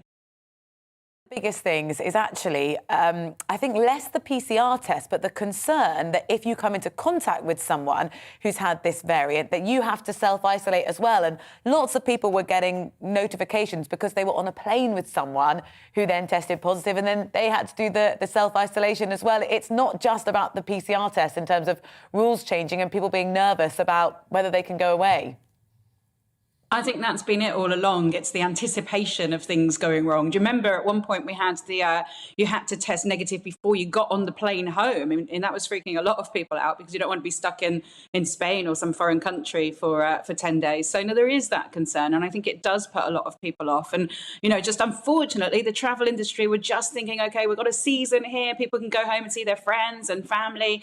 And now some of that is unfortunately looking doubtful. It's not just Christmas, it's the new year, isn't it? Lisa, can you hear me? I think... Have we lost you, Lisa? We have. She couldn't answer me because she couldn't hear me. She couldn't hear. So the rules changing are from 4 o'clock this morning, you have to now isolate, and there was a little bit of confusion. You've got to take that PCR test on or up to the second day of when you get back. Isolate until when you get back. Of course, in Lisa's case, that was a bit of a disaster. Had she done that before, to not get that test back for 8 days. The other changes, masks, you're going to have to wear them in shops and on public transport. This is for England, not for the entirety of the United Kingdom. And that new concern, that if you then come into contact with someone who has the variant and you're deemed a close contact, that's 10 days of isolation. And I was having conversations You know what's yesterday. winding up people more than anything else? What, Simon? Nativity plays. Well, it is irritating people, It yeah. is really upsetting people. Lots of you getting in touch saying nativity plays are being postponed, cancelled, going on Zoom. And, well, as a child, it's formative, isn't it, a nativity play? What were you in the nativity? I was an angel. An angel? Really? The main part, We're Angel Gabriel? We're going back a while. We're talking about the 60s, but, yeah, when angels did that. And that's all you did. Yeah. And Right. Anyway, I often walk past that church. It's still going, still alive, still built. We've lost... Medieval. Enough about me.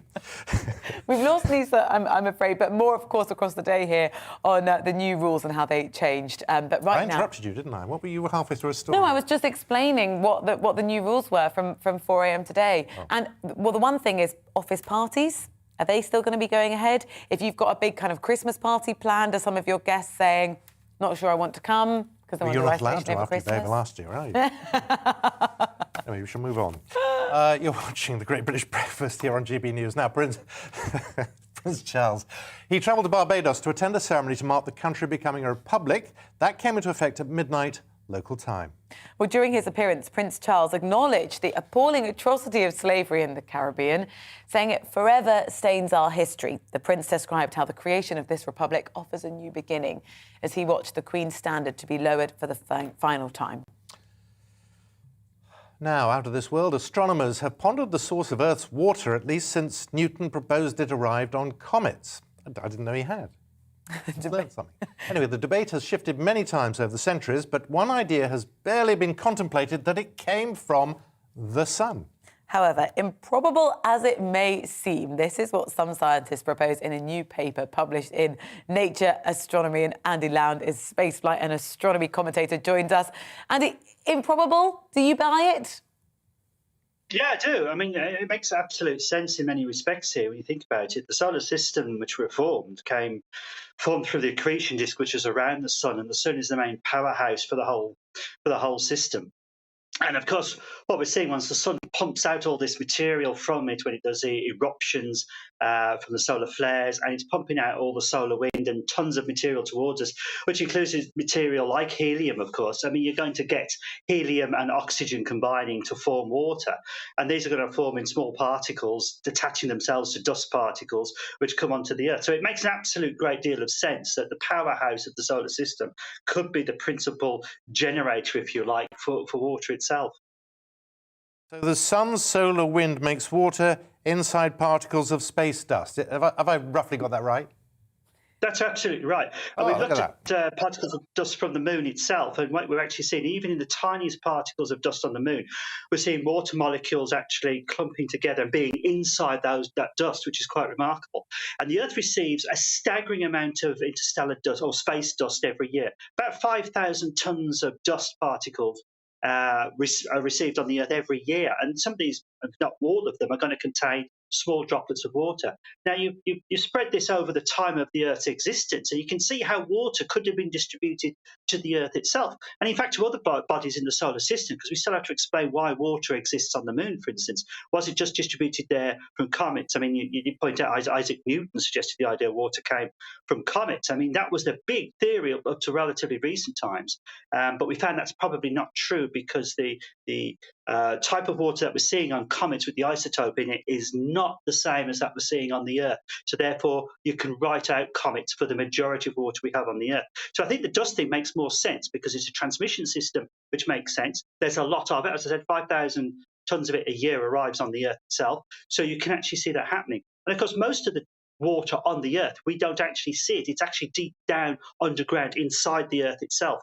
So that would have actually been distributed in the very early days of the solar system, when the Earth was being bombarded by material. So I think it's a very, very good theory. I think this one stands up probably better than many others we've seen so far.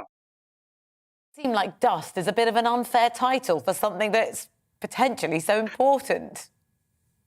Well, yeah, I mean, you call it dust, but I mean, the amount of dust grains and material out there in space is absolutely staggering. Everybody assumes it's a vacuum, there's nothing there. But there is. I mean, the space station itself gets peppered by dust grains and all sorts of material which could potentially damage it. But they're very fine, and therefore you don't notice it. I mean, you don't see these huge clouds of dust coming down on the Earth. It all comes very gently and fine, so we don't actually notice it. And only in relatively recent years have we really understood the transmission of all this material. But dust can, I mean, if you look in the... I'm sure that's not your case. If you look at the behind your sofa, you see all these little bits of fluff all slowly clinging together with all bits and pieces. That same thing happens in space, of course. So you have the dust gathering material together and then eventually drifting onto the Earth. So it's going to be interesting when we clean up the dust in our house, just how much of that is human, of course, from our skin, but how much of that could be interstellar. Buy you a Hoover. With credit to the Daily Telegraph, they quote Dr. Luke Daly, who's the study co-author. He's from the University of Glasgow.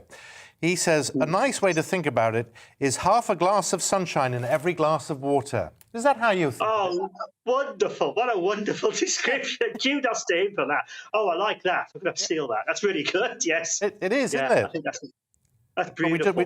And we hope it's true. I mean, do you think? I have to admit, Andy, I've listened to you for the last 4 minutes. I don't understand a word of it. I'm still none the wiser about where water has come from, and frankly, I'm not sure why I care. It is important. I mean, it's nice to know where we all originate from. And bear in mind that once water arrived on the Earth... I know my mum and dad. That's where I come from. I don't need to know this. And I don't need... We need to know where you come from. Another 100 years, there'll be another scientist just like you, looking similar, saying the same thing, and they found another way of finding water. I mean, really? Well, I think that the key is there will not be one simple transmission thing. Some comets would have brought some water to us, but it's the majority of it's important to us. And we need to understand that, because if we're trying to understand where life forms in the universe and how life forms on planets, it's nice to actually try to understand the mechanisms that do it. And that's what scientists do. I mean, the basic thing of scientists, it's the ultimate in voyeurism, really. We're observing everything, measuring it, and trying to understand how it happens. I mean, you can go down two roads. You can go down the religious road and have a faith and look at how the universe formed that way, or you can go down this road with science and try to explain it in a scientific way to understand. And I have to know, I'm one of those curious people, I need to know where all this came from, and I ask the stupid questions as to where, because once I've understood that one, there'll be another question to ask. Where does the water come from on the Earth? Which was important because this is where life began, because of that water on the Earth. And of course, the next step is, where did the building blocks of that life come from? That could also be being transported through space itself, either on meteorites or through other means. Even in the building blocks itself could be on dust particles which distribute to the Earth, which means that the whole concept of life itself does not necessarily originate here on the Earth itself. It could originate in space. It's called panspermia, and the material actually ends up down here, which means we're not just a sunshine in your glass of water. We are all from the cosmos. Why is water wet? That is the description of what water is. It's when you bind the hydrogen and oxygen together, you do get it like that. You're going to get me going, aren't you? Stop it. Andy, I wish I hadn't, but thank you very much. It's always good to see you. It's always entertaining. It serves you right for asking a silly question on purpose. That's it from us on the Great British Breakfast. Coming up. We may be back tomorrow, we might not. The briefing with Darren McCaffrey. Next, looking at the Labour reshuffle. See you tomorrow. It's time to remind ourselves there's always another winter. Canary Islands sponsors the weather. Good morning. It's nothing like as cold out there this morning compared to yesterday. It's a fairly drab Tuesday, though. A lot of cloud around, and most of us will see some rain and drizzle at times as well. Weather systems coming in from the northwest, bringing rain and drizzle particularly to western parts of Scotland, but also elsewhere we'll see further outbreaks of rain coming and going, particularly northwest England and north and west Wales, over the hills and mountains here, and at times down the eastern side of England too. But much of the south, I suspect, will stay dry, just be fairly drab, misty, murky conditions. But as I said, it is a lot milder than it was this time yesterday. Notice some heavier rain coming into Northern Ireland through this afternoon. That's going to pep up in Western Scotland also. Temperature-wise, as I said, we are well up compared to yesterday. Double digits almost across the board, maybe into the teens across South Wales and southwest England. Still pretty cold, though, in the far northeast. The wet weather does pep up, though, later on, and it turns into a very soggy evening across Scotland. The winds will also start to strengthen once more, and there'll be a band of rain whizzing across England and Wales. That'll turn pretty heavy for a time, but it shouldn't last too long, moving through, and then temperatures will fall away later in the night, well down into single figures once more. So a colder feel to Wednesday, a mix of sunshine and showers, so a brighter day with some sunny spells, but most places seeing some showers, particularly northern Scotland, where they will be turning more wintry again with snow down to low levels by the end of tomorrow. Rain showers largely elsewhere, and as I said, there'll be some brighter spells in between, a bit of sunshine, but a cold wind picking up once more, particularly noticeable on western coasts, 5, 6, 7 degrees. Add on that wind, it will feel colder. Thursday will be a cold, but largely fine and sunny day before the potential for more wet weather comes in during Friday and Saturday. So the weather chopping and changing a lot this week. Canary Islands sponsors the weather.